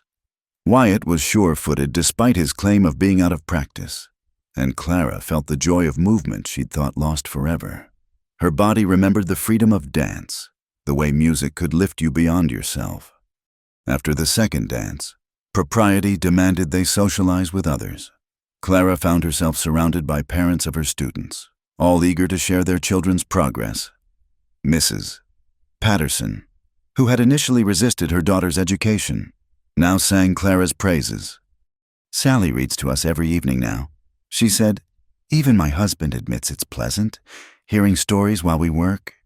Across the room, Clara saw Wyatt in conversation with several ranchers, but his eyes found hers frequently, a silent promise that he hadn't forgotten her. The connection warmed her more than the crowded room. It was during a break in the music that Rose Hutchinson appeared at Clara's elbow, wearing a dress that Clara recognized as one of May Lynn's outgrown ones, carefully altered. "You look lovely, Rose," Clara said, touching the girl's shoulder gently. Rose flushed but smiled. "Mrs. Chen fixed it for me. Said every girl needs something pretty for special occasions." "She's right. Are you enjoying the dance?" "I'm watching," Rose said carefully. "Learning the steps for someday." Clara's heart squeezed. Would you like me to teach you we could find a quiet corner? I'll teach her, Otto Muller interrupted, appearing with a determined expression. I know the steps. My ma taught me. Clara watched, amused and touched, as the boy led Rose through basic waltz steps with all the seriousness of a professional dancing master. Other children joined them, creating an impromptu lesson in the corner of the hall. You've done something remarkable, a voice said beside her. Clara turned to find Dr. Morrison, the town physician, watching the children with interest. 6 months ago, those youngsters would never have mixed so freely. The German children, the Chinese girl, the orphan all learning together. Children don't see differences unless they're taught to. Clara replied, They just see friends. Indeed, which is why what you're doing matters, despite what Hartwell says. The doctor lowered his voice. The school board meets next week. There's talk of offering you an official position, a real contract, not under Hartwell's supervision. Clara's eyes widened. But Miss Winters has submitted her resignation, effective end of term. Seems frontier teaching was more challenging than she anticipated. His eyes twinkled. Can't imagine why. The children are perfect angels for you. Before Clara could process this news, the music struck up again, and Wyatt appeared at her elbow. My turn to reclaim you, he said to the doctor, who chuckled and stepped aside. This dance was slower, more intimate. Other couples filled the floor, but Clara was aware only of Wyatt's solid presence, the subtle scent of leather and soap that clung to him, the way his thumb traced small circles on her hand. You're quiet, he observed. Doctor, Morrison says the school board might offer me an official position. Wyatt's hand tightened on hers. Good. About time they recognized what everyone else can see. Everyone else?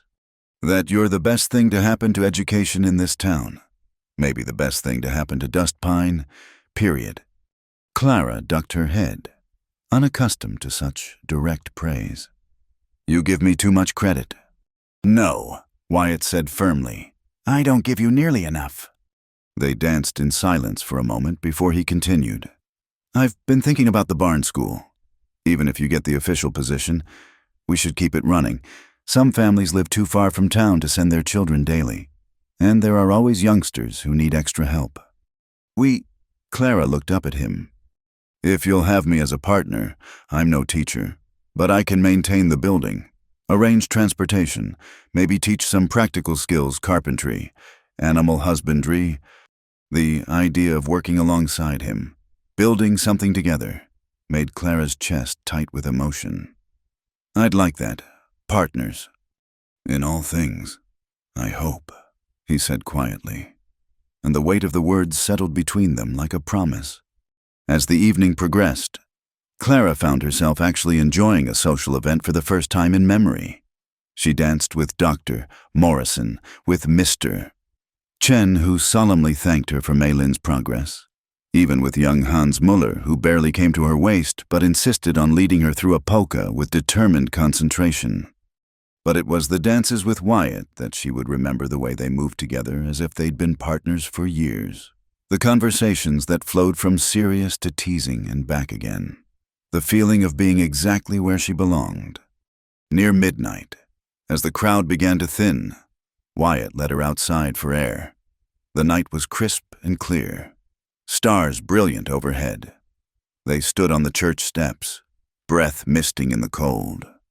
Thank you, Clara said softly, for tonight, for asking me to dance when no one else would have dared. I didn't ask out of charity, Wyatt said, turning to face her.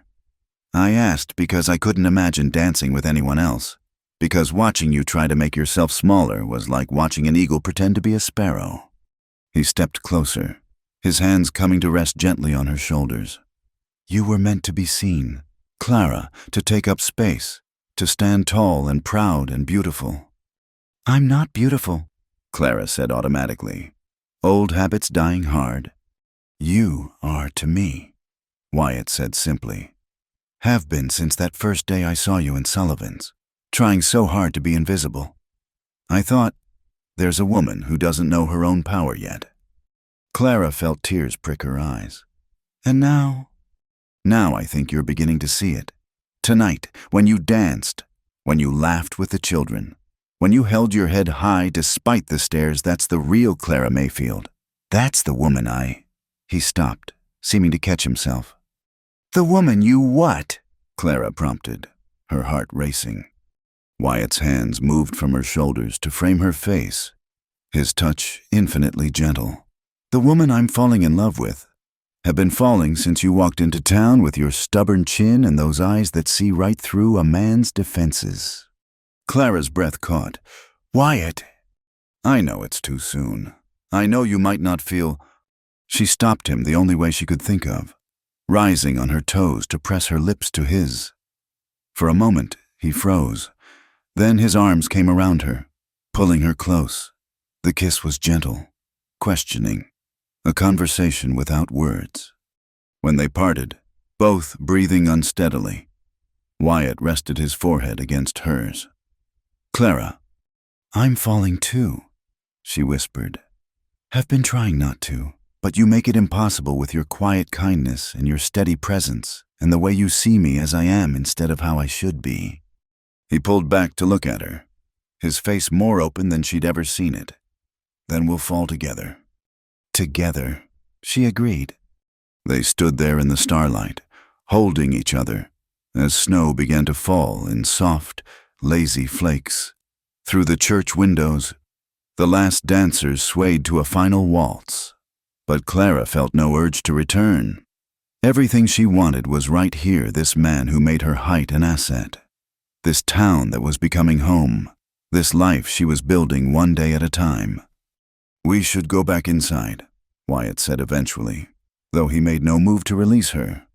Agnes will worry. Agnes is probably watching from the window, planning our wedding, Clara said dryly. Wyatt chuckled, the sound rumbling through his chest. Would that be so terrible a wedding? I mean, someday.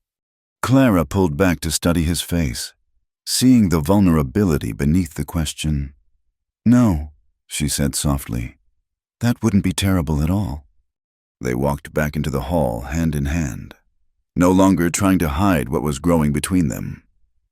Let the town talk, Clara thought.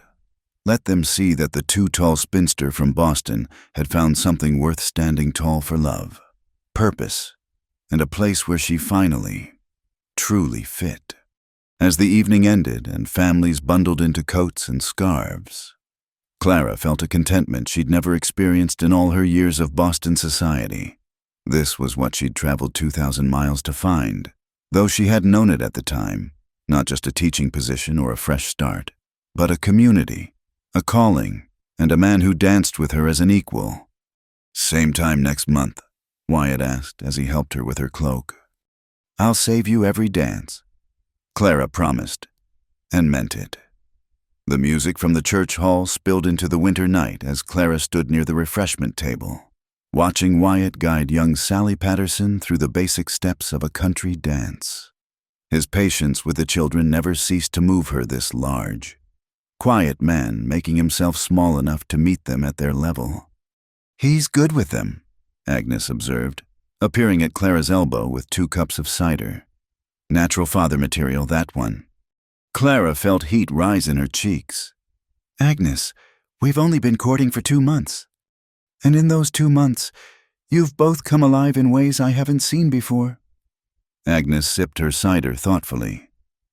Mary would have liked you. Would have liked seeing him happy again.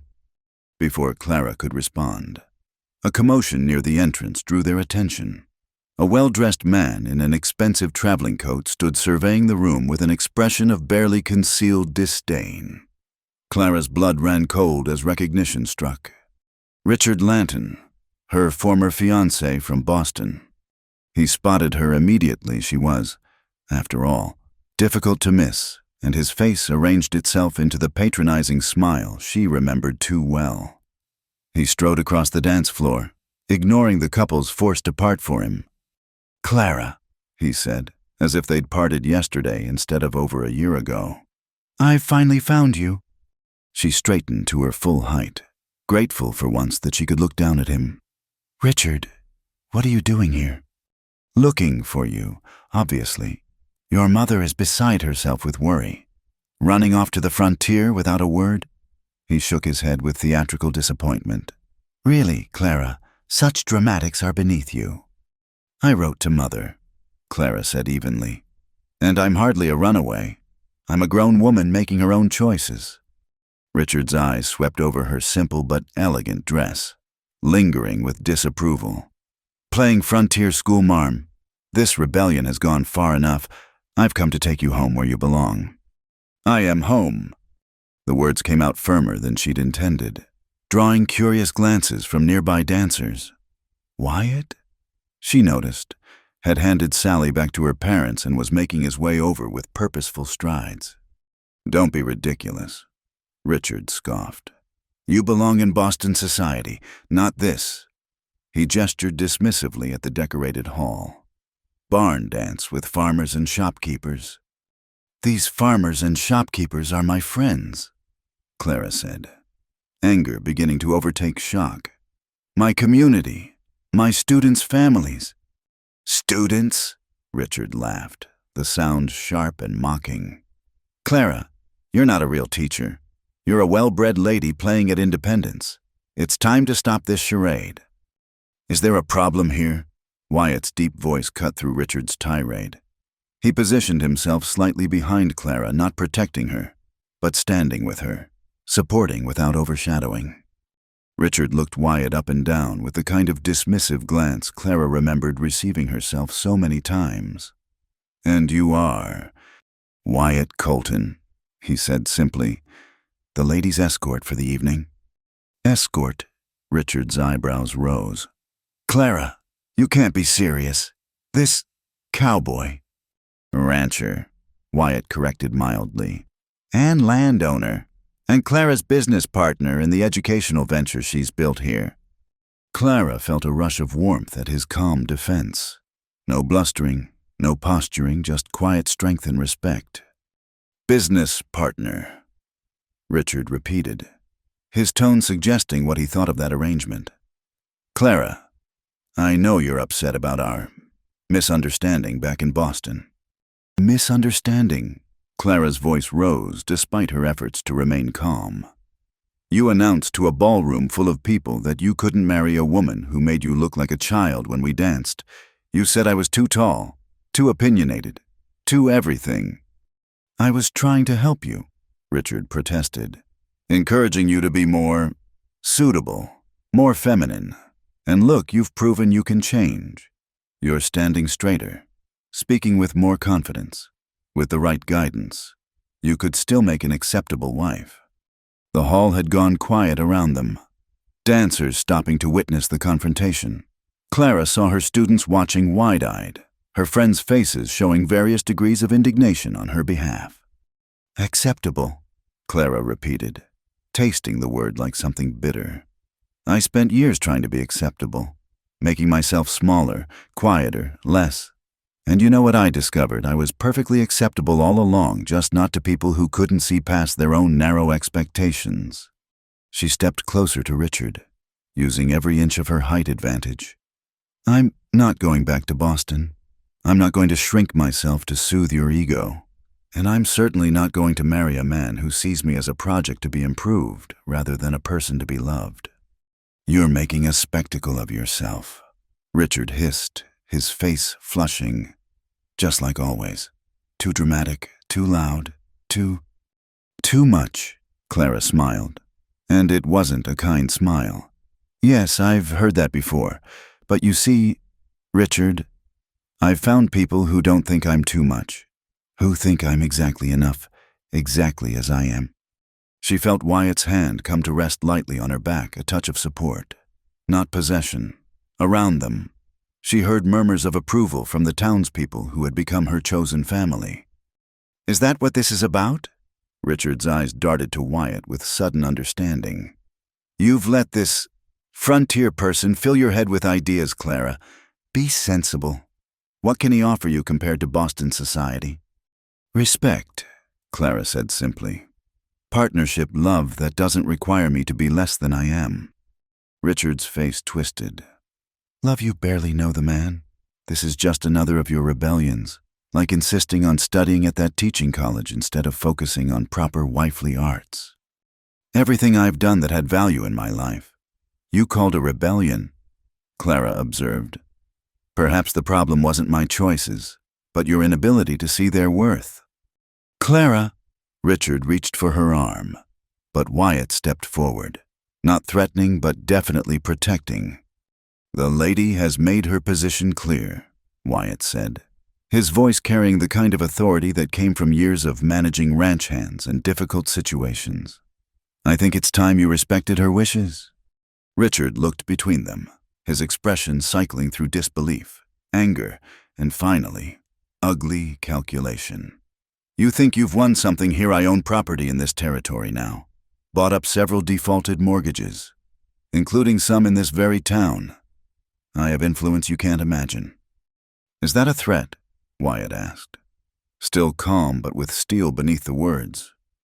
It's a reminder that Clara's little adventure here exists at the pleasure of those with real power. Richard straightened his expensive coat.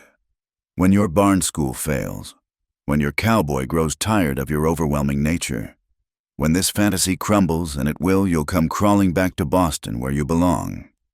He turned on his heel and strode toward the exit, pausing at the door for one last pronouncement. I'll be staying at the hotel.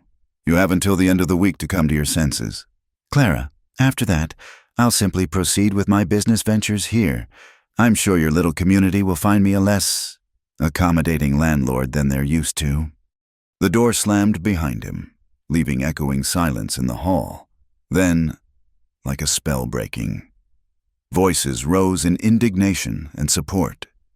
The nerve of that pompous— Agnes bit off her words, mindful of the children present. Miss Clara, was that bad man really your beau? Otto Muller asked, his young face scrunched with confusion. Clara knelt to the boy's level, aware of all the children gathering close. He was once, but I learned that someone who wants to make you smaller isn't showing love, they're showing fear. Fear of what? Madeline asked. Fear of anyone who doesn't fit their narrow idea of how the world should be. Clara explained. Fear of strength that doesn't look like theirs. But you're not scary, Rose Hutchinson protested. You're the kindest person I know. Clara felt tears prick her eyes. Thank you, sweetheart. Sometimes it takes traveling far from home to find where you truly belong. The crowd began to disperse back to dancing, though Clara noticed many concerned glances her way. She stood, finding Wyatt watching her with an unreadable expression. I'm sorry, she said softly. I didn't know he would follow me here. I don't know what he meant about buying mortgages, but if he causes trouble for the town because of me— Stop. Wyatt cupped her face gently. You're not responsible for his actions, and Dust Pine has weathered worse than one bitter man from Boston. But if he really has bought debts, then we'll deal with it together. The town, we protect our own here. Clara, and like it or not, you're ours now. The fierce protectiveness in his voice made her throat tight. I never told you the whole story, about Richard and why I left. You don't owe me your past, Wyatt said, but if you want to share it, I'll listen. Clara glanced around the hall, at the couples resuming their dances, at her students playing in the corner, at the life she'd built here. Not tonight. Tonight is for dancing and joy. Richard has taken enough from me, I won't let him take this too. Then dance with me, Wyatt said, offering his hand. Show everyone that nothing he said matters, that you're exactly where you choose to be. Clara placed her hand in his, letting him lead her onto the floor as the fiddler struck up a slow waltz. This time, she was aware of more than just the town watching. She was aware of herself, of the woman she'd become in these few short months. As they danced, she caught sight of their reflection in the hall's large mirror. The woman looking back at her stood tall and proud, moving with grace beside a man who matched her step for step. Not the awkward, apologetic girl who'd fled Boston, but a teacher, a community member, a woman loved for exactly who she was. What are you thinking? Wyatt asked, noticing her distraction. That Richard was wrong. Clara said, "I haven't changed to become acceptable. I've simply stopped trying to be acceptable to the wrong people." "And started being yourself with the right ones," Wyatt agreed.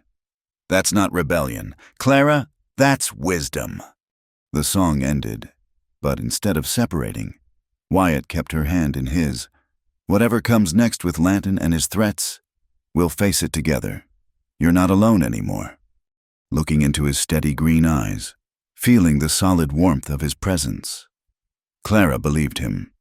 Richard might try to destroy what she'd built here, might use his wealth and influence to make life difficult, but he'd already lost the only power he'd ever really had over her, the power to make her doubt her own worth. "No," she agreed, squeezing Wyatt's hand. "I'm not alone, and that makes all the difference." The fiddles struck up a lively reel, and Wyatt spun her into the dance with a rare grin. Around them, Dust Pine celebrated on, united in their acceptance of the too-tall teacher from Boston who had become one of their own.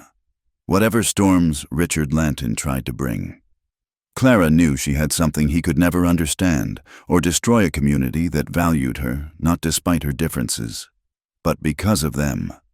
And that was worth more than all the approval of Boston society combined. The news of Richard Lanton's property acquisitions spread through Dust Pine like wildfire. By Monday morning, Clara learned the full extent of his reach. He'd purchased the notes on 6 properties, including the Chen family's laundry, the Muller's bakery, and, most devastatingly, the land where the barn school stood. Clara sat in Agnes's kitchen, staring at the legal documents Wyatt had obtained from the bank. "He planned this," she said numbly. "He must have been buying these debts for weeks, knowing I was here." "The man's got more money than sense," Agnes said grimly, "and a vindictive streak wider than the Columbia River." Wyatt leaned against the counter, his expression thoughtful rather than angry. "The debts are real, but they're not insurmountable. Most folks have been making their payments regular. It's just that now, instead of dealing with old Johnson at the bank who understands when harvest is poor, they're dealing with Lanton, who can call in the notes whenever he pleases." Clara finished. "He's not interested in the money. He wants leverage over me." A knock at the door interrupted them. "Mrs.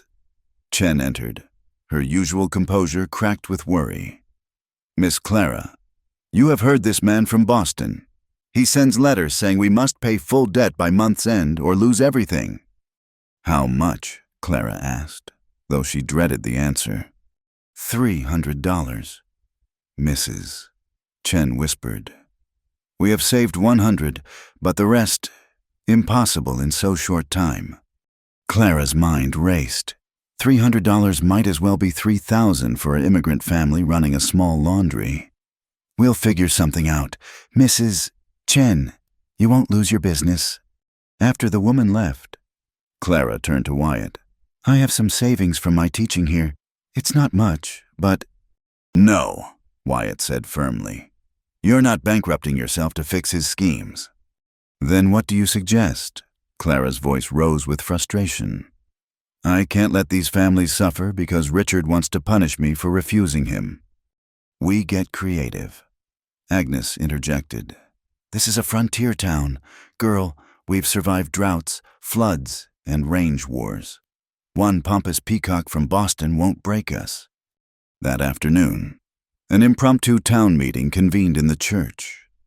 Word had spread, and nearly every family crowded into the pews. Clara stood at the front, feeling responsible for the worry on their faces. "I'm sorry," she began. "Richard Lanton is here because of me. Your troubles are my fault." "Horse feathers," old Samuel Morrison called out. "That snake would have found another excuse to squeeze us. Ain't your fault he's a greedy bastard." Murmurs of agreement rippled through the crowd. Clara felt Wyatt's steady presence beside her as she continued. "Be that as it may, we need solutions. Richard has given the Chen family 30 days to pay their note in full. I suspect others will receive similar demands soon." "What about the school?" young Otto Muller piped up. "Will we lose our school?" Clara's throat tightened. The barn sits on land Richard now controls, so yes, we may lose the building. The children's faces fell, and several began to cry. Rose Hutchinson stood up, her thin face fierce. "No, Miss Clara, you can't let him take our school. It's the only good thing that's ever happened to some of us." "We won't let him," Wyatt said, his deep voice carrying over the crowd. "The building is just wood and nails. The school is what Clara's built the learning, the community, the chance for these young ones to grow. That can't be taken by any piece of paper." "Doctor," Morrison stood. "Wyatt's right, but we still need practical solutions. I propose we establish a community fund, pool resources to help those facing immediate threats." "I can contribute $50, announced Herman Schmidt, the blacksmith. "Business has been good." Others began pledging what they could, $10 here, $20 there. Clara watched with burning eyes as the community she'd come to love rallied together. Even families with little to spare offered what they could. "This is heartening," Wyatt said quietly. "But it won't be enough. Not for all the debts Lanton holds." That evening, Clara found herself alone in the barn school, surrounded by the desks and books and maps that represented so much hope. She was startled when Richard appeared in the doorway, impeccably dressed despite the rustic setting. "Charming little setup," he said, strolling between the desks. "Though hardly what I'd call a proper educational institution. What do you want, Richard?" "What I've always wanted. You, back where you belong. This foolishness has gone on long enough." Clara stood tall, refusing to be intimidated in her own space. "And if I continue to refuse, then I'll be forced to collect on these debts. Oh, I know the townspeople are scrambling to raise funds, but they won't manage it. Not in time." He picked up one of the children's primers, flipping through it dismissively. "Imagine how they'll look at you when they lose their homes and businesses, their beloved teacher, the cause of their ruin." "You're despicable," Clara said quietly. "I'm practical," Richard corrected. "You always were too emotional, too given to flights of fancy. You need a firm hand to guide you." "What I need," Clara said, "is for you to leave me in this town alone."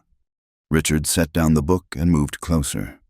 Clara held her ground, though every instinct screamed at her to step back. "There is one other option," he said silkily. "Come back to Boston with me. Agree to our engagement, and I'll forgive every debt. Your precious townspeople can keep their properties, their businesses, even this ridiculous barn school." Clara felt the trap closing. Sacrifice herself to save the town, or watch innocent families suffer for her choices. "You're asking me to sell myself." Such dramatic language. "I'm offering you what I always have: a respectable position in society, a comfortable life, guidance toward appropriate behavior." "A cage," Clara said. "A gilded one, perhaps, but still a cage." "You have 1 week to decide," Richard said, moving toward the door. "After that, I start collecting, and Clara, that cowboy of yours can't protect you from this. Money and law are on my side." After he left, Clara sank onto one of the benches, head in her hands. How could she choose between her own freedom and the welfare of the families who'd embraced her? She didn't hear Wyatt enter until he sat beside her, his warmth a comfort in the cold barn. "Agnes told me Lanton was headed this way," he said. "What did he want?" Clara relayed the conversation, watching Wyatt's jaw tighten with each word. When she finished, she expected anger, perhaps even violence. Instead, he was quiet for a long moment. "You're considering it," he said finally. "Not accusing, just observant." "How can I not? The Chens could lose everything. The Muellers, the Pattersons. Children would suffer because I was too proud to sacrifice." "Too proud." Wyatt turned to face her fully. "Clara, choosing freedom over slavery isn't pride. It's courage. It's selfish when others pay the price." "Is it?" He took her hands in his. "What lesson would you teach these children if you went back to a man who sees you as property, that their Miss Clara's happiness matters less than money that bullies win if they're rich enough?" Tears slipped down Clara's cheeks. But their families. We'll find a way. We're frontier folk. Clara, we've faced worse than Richard Lanton and survived. He pulled her against his chest, and she let herself be held, drawing strength from his solid presence. There has to be another solution, she murmured against his shirt. Something we're not seeing. Then we'll find it, Wyatt promised. Together. Over the next days, the town buzzed with activity. The community fund grew slowly but steadily. Clara taught her classes with determined normalcy, though she saw worry in the children's eyes. Richard made his presence known, staying at the hotel and making daily visits to the bank, always impeccably dressed and smugly confident. It was Thursday evening when inspiration struck. Clara was reviewing property documents with Wyatt and Agnes when she noticed something odd. "Look at this," she said, pointing to the legal description of the barn property. "The debt is secured by the land, but not the improvements upon it." Wyatt leaned closer. Meaning Richard owns the land, but not the barn itself. We built that with community labor and donated materials. Agnes began to smile. "So, if we move the barn, he'd have empty land worth far less than the debt." Clara finished. "It's perfectly legal. We'd just be relocating our property off his land." Wyatt was already standing. "I know just the spot. That meadow on my ranch where we held the harvest dance. Closer to town than the current location. Actually, can we really move an entire barn?" Clara asked. "This is the West," Wyatt grinned. "We've moved whole towns when it suited us. A barn that's child's play." Word spread quickly, and by Friday morning, half the town had gathered with tools, horses, and wagons. Clara watched in amazement as men began carefully dismantling the barn board by board, numbering each piece for reassembly. Women organized food for the workers while children carefully packed books and supplies.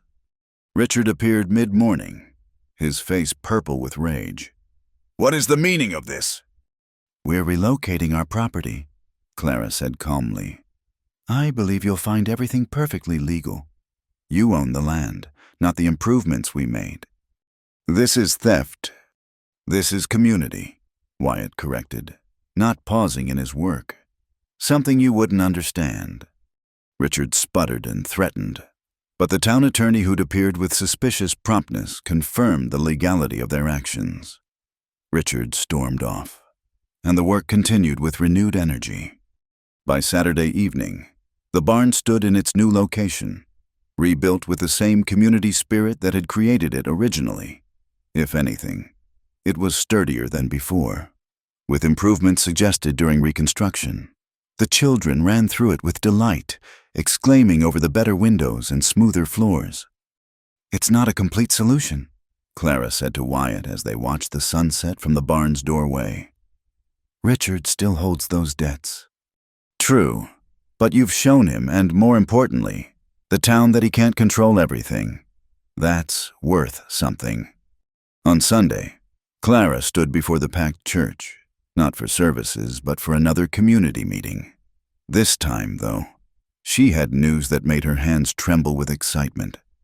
"I've received a telegram," she announced, "from the Territorial Education Board. They've heard about our school, about what we've accomplished here. They're offering to formally recognize the Barn School as an official educational institution, with funding to help maintain it." Cheers erupted, children hugging each other while adults exclaimed with relief and joy. But Clara wasn't finished. "There's more. My mother has been in contact. It seems Richard Lanton's business practices in Boston have come under scrutiny. Several questionable deals, some creative bookkeeping. Investors are asking questions he can't answer." She held up another telegram. "His assets have been frozen pending investigation, including the debts he purchased here. The territorial court will oversee them until the matter is resolved. And Judge McKinnon has already indicated he'll work with families on reasonable payment plans." The celebration that followed was deafening. In the chaos of congratulations and tears of relief, Clara found herself face to face with Richard one last time. He'd entered quietly, his usual arrogance replaced by something hollow. "You did this," he accused. "Turned my own investors against me." "I did nothing but tell the truth when asked," Clara replied. "Your schemes collapsed under their own weight. I suspect they always would have. Eventually." Richard's laugh was bitter. "You've won then. Your frontier paradise, your cowboy, your independence. I hope it keeps you warm when you're old and alone." Too peculiar for anyone to truly love. Clara looked around the church at Agnes beaming with pride, at her students dancing with joy, at Wyatt watching her with those steady green eyes full of promise. "I'm already loved, Richard," she said gently. "More than I ever was in Boston. More than I would have been as your wife. I'm loved for who I am, not who someone thinks I should be." Richard left without another word, a broken man heading back to face the consequences of his greed.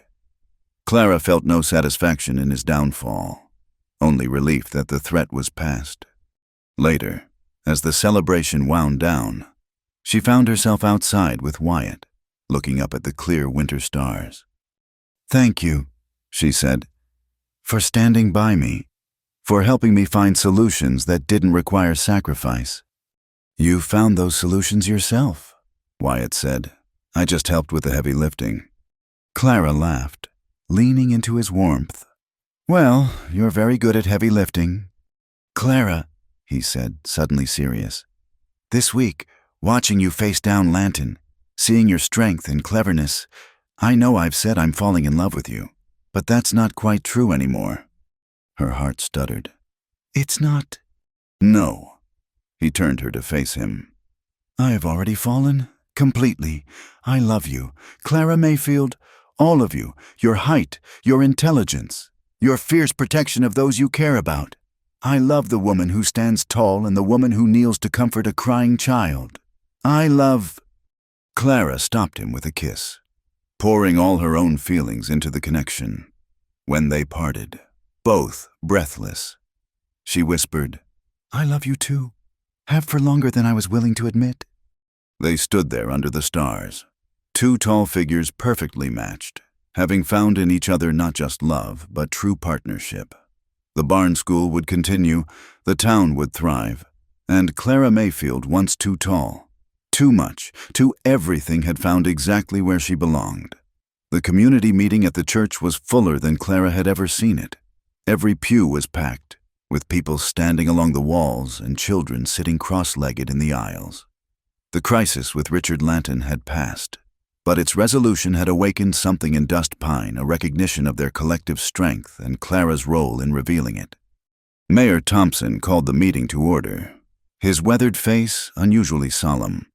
"We're here tonight to address several matters of importance to our town's future. First on the agenda, the matter of our school situation." Clara sat in the front pew between Agnes and Wyatt, her hands folded tightly in her lap. She'd been told the meeting would discuss education funding, but the turnout suggested something more significant.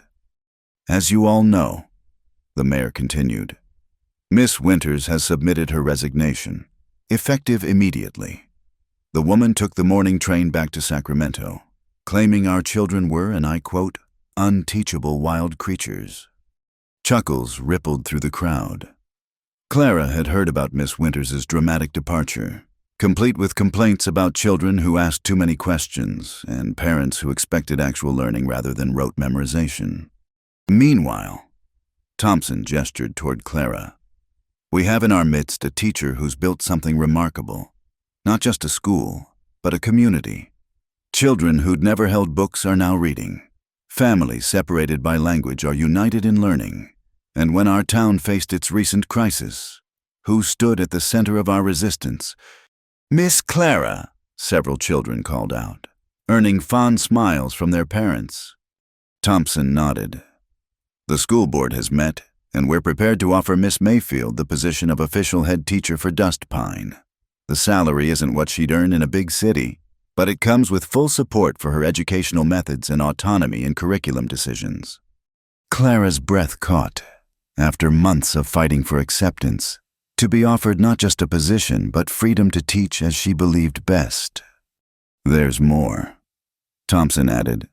The Territorial Education Board was so impressed with the Barn School's success that they're providing funds to build a proper schoolhouse, one designed to accommodate all our children, with room to grow. The crowd erupted in cheers. Clara felt tears burning her eyes as neighbors who'd become family celebrated this victory.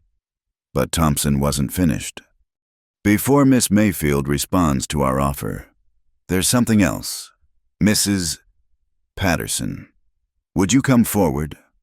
Clara watched in confusion as the woman who'd initially resisted her daughter's education approached the podium, carrying a large, wrapped frame. Miss Mayfield, Mrs. Patterson began, her voice trembling slightly. When you first came here, I was one of those who doubted. A woman of your stature, your forthright manner, I thought you'd be too harsh for our children. She paused, visibly collecting herself. I was wrong. You've shown us that strength and kindness aren't opposites, that expecting more from our children helps them become more. My Sally reads to me every night now. She dreams of becoming a teacher like you, tall and proud and unafraid. Mrs. Patterson unveiled the frame, revealing a beautifully carved wooden sign.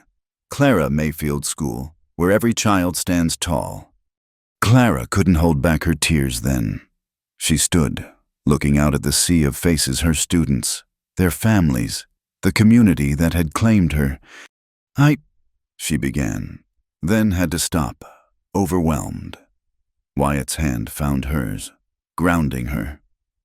I came to Dust Pine running from rejection, believing I needed to find somewhere I could fit. What I found instead was a place that challenged me to stop trying to fit into spaces too small for my spirit. She looked at each of her students in turn. You've taught me as much as I've taught you. You've shown me that differences aren't deficits, that questions are more valuable than memorized answers. That community is built one connection at a time. Clara squared her shoulders, standing at her full height. I accept your offer with profound gratitude, but I have conditions. Surprised murmurs ran through the crowd. Thompson gestured for her to continue. The new school must welcome all children regardless of background, language, or ability to pay. We'll continue the Barn School's tradition of older students helping younger ones, and we'll maintain partnerships with community members who can teach practical skills alongside academic subjects. All reasonable requests. Thompson agreed readily. Anything else? Clara glanced at Wyatt, drawing courage from his encouraging nod. I'll need an assistant teacher. The school is growing too large for one person to manage effectively. I'd like to recommend Rose Hutchinson for training in this role. Rose, now 14 and one of Clara's most dedicated students, gasped from her seat. Miss Clara, I couldn't. You can and you will, Clara said firmly. You have a gift for reaching the youngest children, and you understand what it means to overcome hardship. With proper training, you'll make an excellent teacher. The vote was unanimous, as people filed forward to congratulate Clara and admire the wooden sign. She found herself momentarily alone with Wyatt in a corner of the church. Proud of you, he said simply, but his eyes said volumes more. I couldn't have done any of this without you. Clara replied, your quiet support, your faith in me when I didn't have faith in myself. You'd have found your way regardless. Wyatt disagreed. But I'm glad I got to witness it. Before Clara could respond, Agnes bustled over. Enough sweet talk, you two. We have a celebration to attend. Half the town's heading to my boarding house for cake and coffee. The celebration lasted well into the evening. Clara found herself passed from group to group, everyone wanting to share their hopes for the new school, their children's progress, their gratitude for what she'd built. Through it all, she was aware of Wyatt's presence, his quiet pride in her accomplishments warming her more than the packed room. It was late when the crowd finally dispersed. Clara stood on the boarding house porch, watching families make their way home under the star-filled sky. The wooden sign leaned against the railing, waiting to be mounted on the new school that would bear her name. It doesn't seem real, she murmured as Wyatt joined her. Which part the school, the sign, or the fact that Josiah Hartwell actually shook your hand and admitted he was wrong? Clara laughed. All of it. 6 months ago. I was a failed Boston socialite with no prospects beyond becoming someone's spinster aunt. Now you're the heart of this community, Wyatt finished. The woman who stood tall when others would have bent, who fought for children others overlooked, who faced down a threat to our town with cleverness instead of surrender. He turned her to face him. Clara, these past months, watching you come into your own, building something beautiful from determination and compassion. It's been a privilege. You've made me believe in possibilities again. Clara's heart raced at the intensity in his eyes.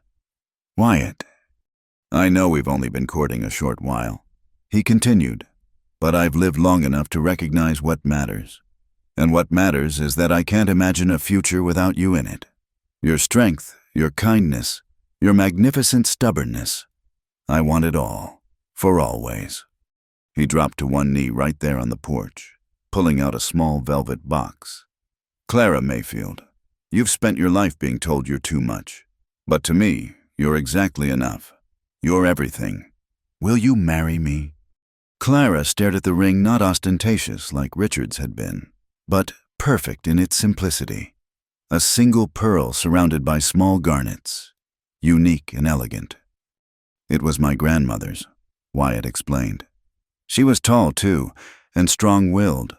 My grandfather had it made specially for her because she said diamonds were too common for an uncommon woman. Yes, Clara breathed. Then louder, Yes, Wyatt, of course, yes! He slipped the ring onto her finger and stood, gathering her into his arms. Their kiss was interrupted by cheering half the town. It seemed had lingered to witness this moment. About time, Agnes called from the doorway. I was beginning to think I'd have to propose for you. Wyatt Colton. The next morning, Clara stood in the empty lot where the new school would be built, plans spread before her on a makeshift table. Wyatt was there, along with the architect from Portland and several community members eager to contribute ideas. We'll need large windows, Clara said, pointing to the drawings. Natural light is crucial, and the doors must be wide enough for wheelchairs. The Jameson boy shouldn't have to miss school because of his condition. What about a stage? Rose suggested shyly. For recitations and plays. Excellent idea. Clara approved. Education isn't just books and slates. It's expression, creativity, confidence. As they discussed and planned, Clara felt a profound sense of rightness. This was what she was meant to do, not shrink herself to fit others' expectations, but expand possibilities for everyone around her. Miss Clara, Otto Muller tugged at her skirt. When the new school is built, will you still be our teacher, even though you'll be married? Clara knelt to his level. Of course I will. Marriage doesn't change who I am or what I'm called to do. It just means I'll have a partner in all of it. Good, Otto said firmly. Because we need you. You're the only teacher who makes us feel tall inside, even when we're small outside. As the boy ran off to play, Clara stood and found Wyatt watching her with that soft expression she'd come to treasure. No second thoughts, she asked. You're marrying a woman who'll always put her students' needs high on her priority list. I'm marrying a woman who sees the potential in everyone she meets, Wyatt corrected. Who builds communities and changes lives. I'd be a fool to want you to be anything less than exactly who you are. That evening, Clara climbed the hill behind the town to the spot where she'd often gone to think during her early, difficult days in Dust Pine. The view stretched for miles, the town below, the mountains beyond, the vast sky above. She thought about the journey that had brought her here, the pain of rejection in Boston, the fear of starting over, the struggle to establish herself in a place that initially seemed no more welcoming than the one she'd left, but also the joy of finding her purpose, the satisfaction of watching children bloom under her care, the wonder of being loved for her whole self rather than despite it. Thank you, she whispered to the wind, to the sky, to whatever force had guided her to this place and these people. Tomorrow, she would begin preparing for a wedding and planning for a new school. She would continue teaching the children who'd become so dear to her, building a future alongside a man who saw her height as strength and her intensity as passion. But tonight, Clara Mayfield stood tall on a frontier hillside, no longer running from who she was, but running toward all she could become. The sign bearing her name would soon mark a building, but her true legacy was already written in the hearts of a community that had learned, through her example, that there was no such thing as being too much when you were being yourself. The stars emerged one by one above her, and Clara spread her arms wide, embracing the vastness of the sky and the fullness of her life. She was home. The spring morning dawned crisp and clear, with the kind of brilliant blue sky that made the Oregon mountains stand out like paper cutouts against the horizon. Clara stood in the doorway of the church, her hands steady despite the magnitude of the moment. Through the open doors, she could see the congregation filling every available seat, with more people standing along the walls. "You look beautiful," Agnes said, adjusting the crown of wildflowers in Clara's hair. The dress was simple but elegant cream-colored silk that Mrs. Chen had crafted with her usual skill, falling in graceful lines that celebrated rather than disguised Clara's height. "I'm not nervous," Clara said, then laughed at herself. "That's a lie. I'm terrified." Of marriage or of being the center of attention? Neither, Clara admitted. "I'm afraid I'll wake up and find this was all a dream, that I'm still in Boston, being told I'm too much of everything."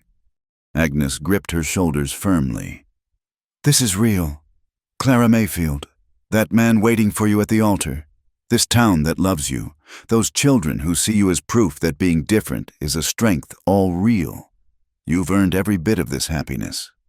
Through the window, Clara could see her students lined up outside, ready to scatter flower petals as she walked to the church. Rose stood with them in a new blue dress, her assistant teacher pin gleaming proudly. The sight of them, her children, her purpose calmed Clara's nerves. The music began, played by a small ensemble of townspeople who'd volunteered their talents. Clara took a deep breath and stepped into the aisle. For a moment, old habits tried to assert themselves, the urge to hunch, to minimize, to apologize for taking up space. Then she saw Wyatt. He stood at the altar in his best black suit, tall and solid, and looking at her like she was the sunrise after the longest night.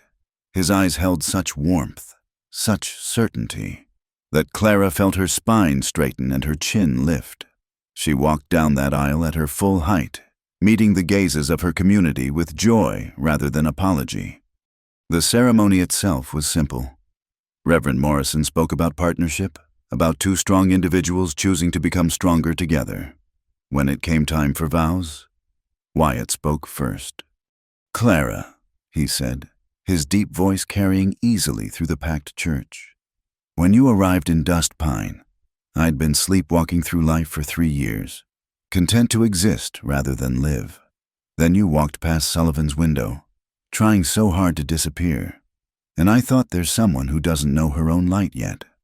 He took her hands, his thumbs tracing gentle circles on her palms. "You've illuminated everything you've touched here, our children's futures, our community's strength, my heart. You've shown us all that standing tall isn't about height, it's about courage. I promise to stand beside you, to support your dreams, to remind you of your worth whenever the world tries to make you doubt it. I love you not despite your strength, but because of it." Clara blinked back tears as she began her own vows. "Wyatt, I came here running from a life that never fit. I thought I needed to find a place where I could be smaller, quieter, less. Instead, I found a man who asked me to dance when everyone else thought I was too tall, who saw me building something and immediately asked how he could help, who made me believe that being too much was actually being just enough." She squeezed his hands, drawing strength from their connection. "You've given me the gift of being seen, truly seen and loved for exactly who I am. I promise to love you with all my intensity. to build our life with the same passion I bring to teaching, to dance with you through whatever music life plays. You help me stop apologizing for my existence. Now I want to spend that existence beside you." When Reverend Morrison pronounced them husband and wife, Wyatt had to reach up slightly to kiss his bride, a fact that sent ripples of fond laughter through the congregation. Clara laughed too, joy bubbling up from deep within as she kissed her husband without bending, without shrinking, without apology. They walked back down the aisle to thunderous applause, emerging into spring sunshine where her students waited with baskets of petals. As flowers rained down, Clara heard Otto Muller shout, "3 cheers for Mrs. Colton." "Actually," Clara called back, "it's Mrs. Mayfield Colton. A woman doesn't have to give up her name any more than she has to give up her height." More cheers followed them to the town hall, where Agnes and a team of volunteers had prepared a wedding feast. The celebration that followed was unlike any Boston society wedding Clara had attended. There was no rigid protocol, no judgment about proper behavior. Instead, there was laughter and music, children running between tables, and multiple languages mixing in congratulation. During the toasts, Dr. Morrison stood first. When Clara arrived, some of us thought she wouldn't last a month. Too refined for frontier life. We said, too educated for our simple ways. He raised his glass. "We've never been happier to be wrong. Clara hasn't just survived here, she's made us all better. To the Mayfield Coltons, and to the reminder that sometimes what looks like it doesn't fit is exactly what's needed." One by one, others stood to speak. Parents thanked Clara for their children's transformations. Students, with careful formality, expressed their gratitude for a teacher who saw their potential. Even Josiah Hartwell, red-faced but determined, admitted that the town's education had never been in better hands. But it was Rose who brought tears to Clara's eyes. The girl stood on a chair to be seen, her voice clear and strong. "Miss Clara, Mrs. Mayfield Colton, you saved me. Not just by teaching me to read or giving me a future.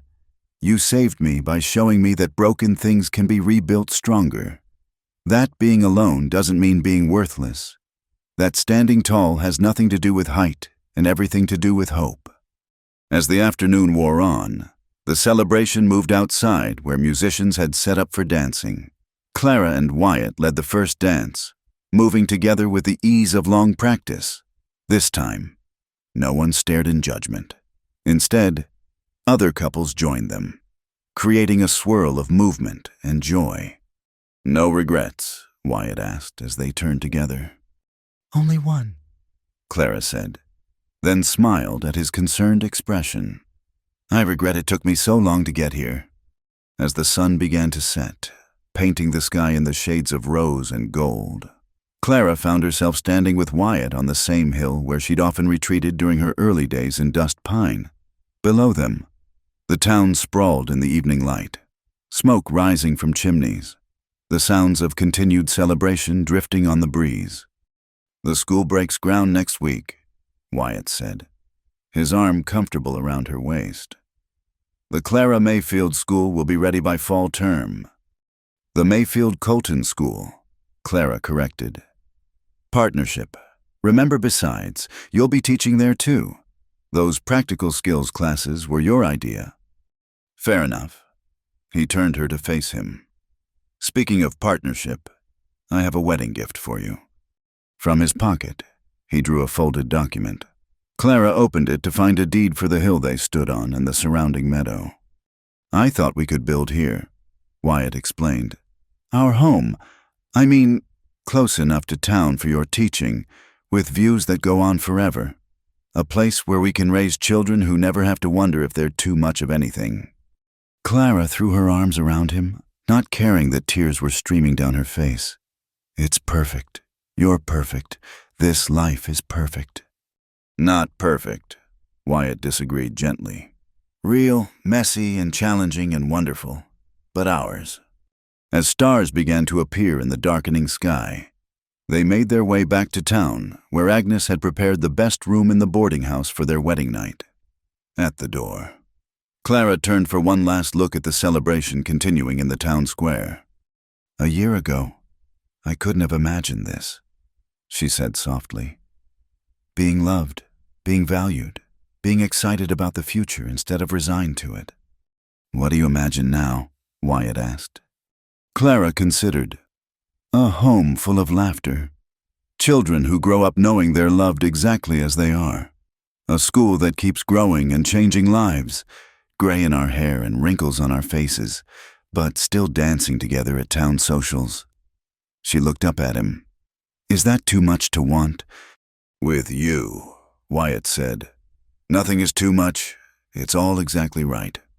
They went inside together, leaving the door open just long enough for Clara to hear the fiddle music starting up again and her students' laughter carrying on the night air.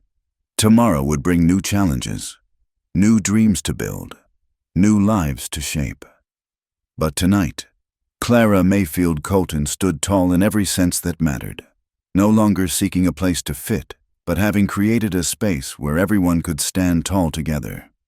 The next morning, as she and Wyatt prepared to leave for their brief honeymoon to the coast, Clara found a package on the boarding house steps. Inside was a leather-bound journal and a note in careful child's printing. For Mrs.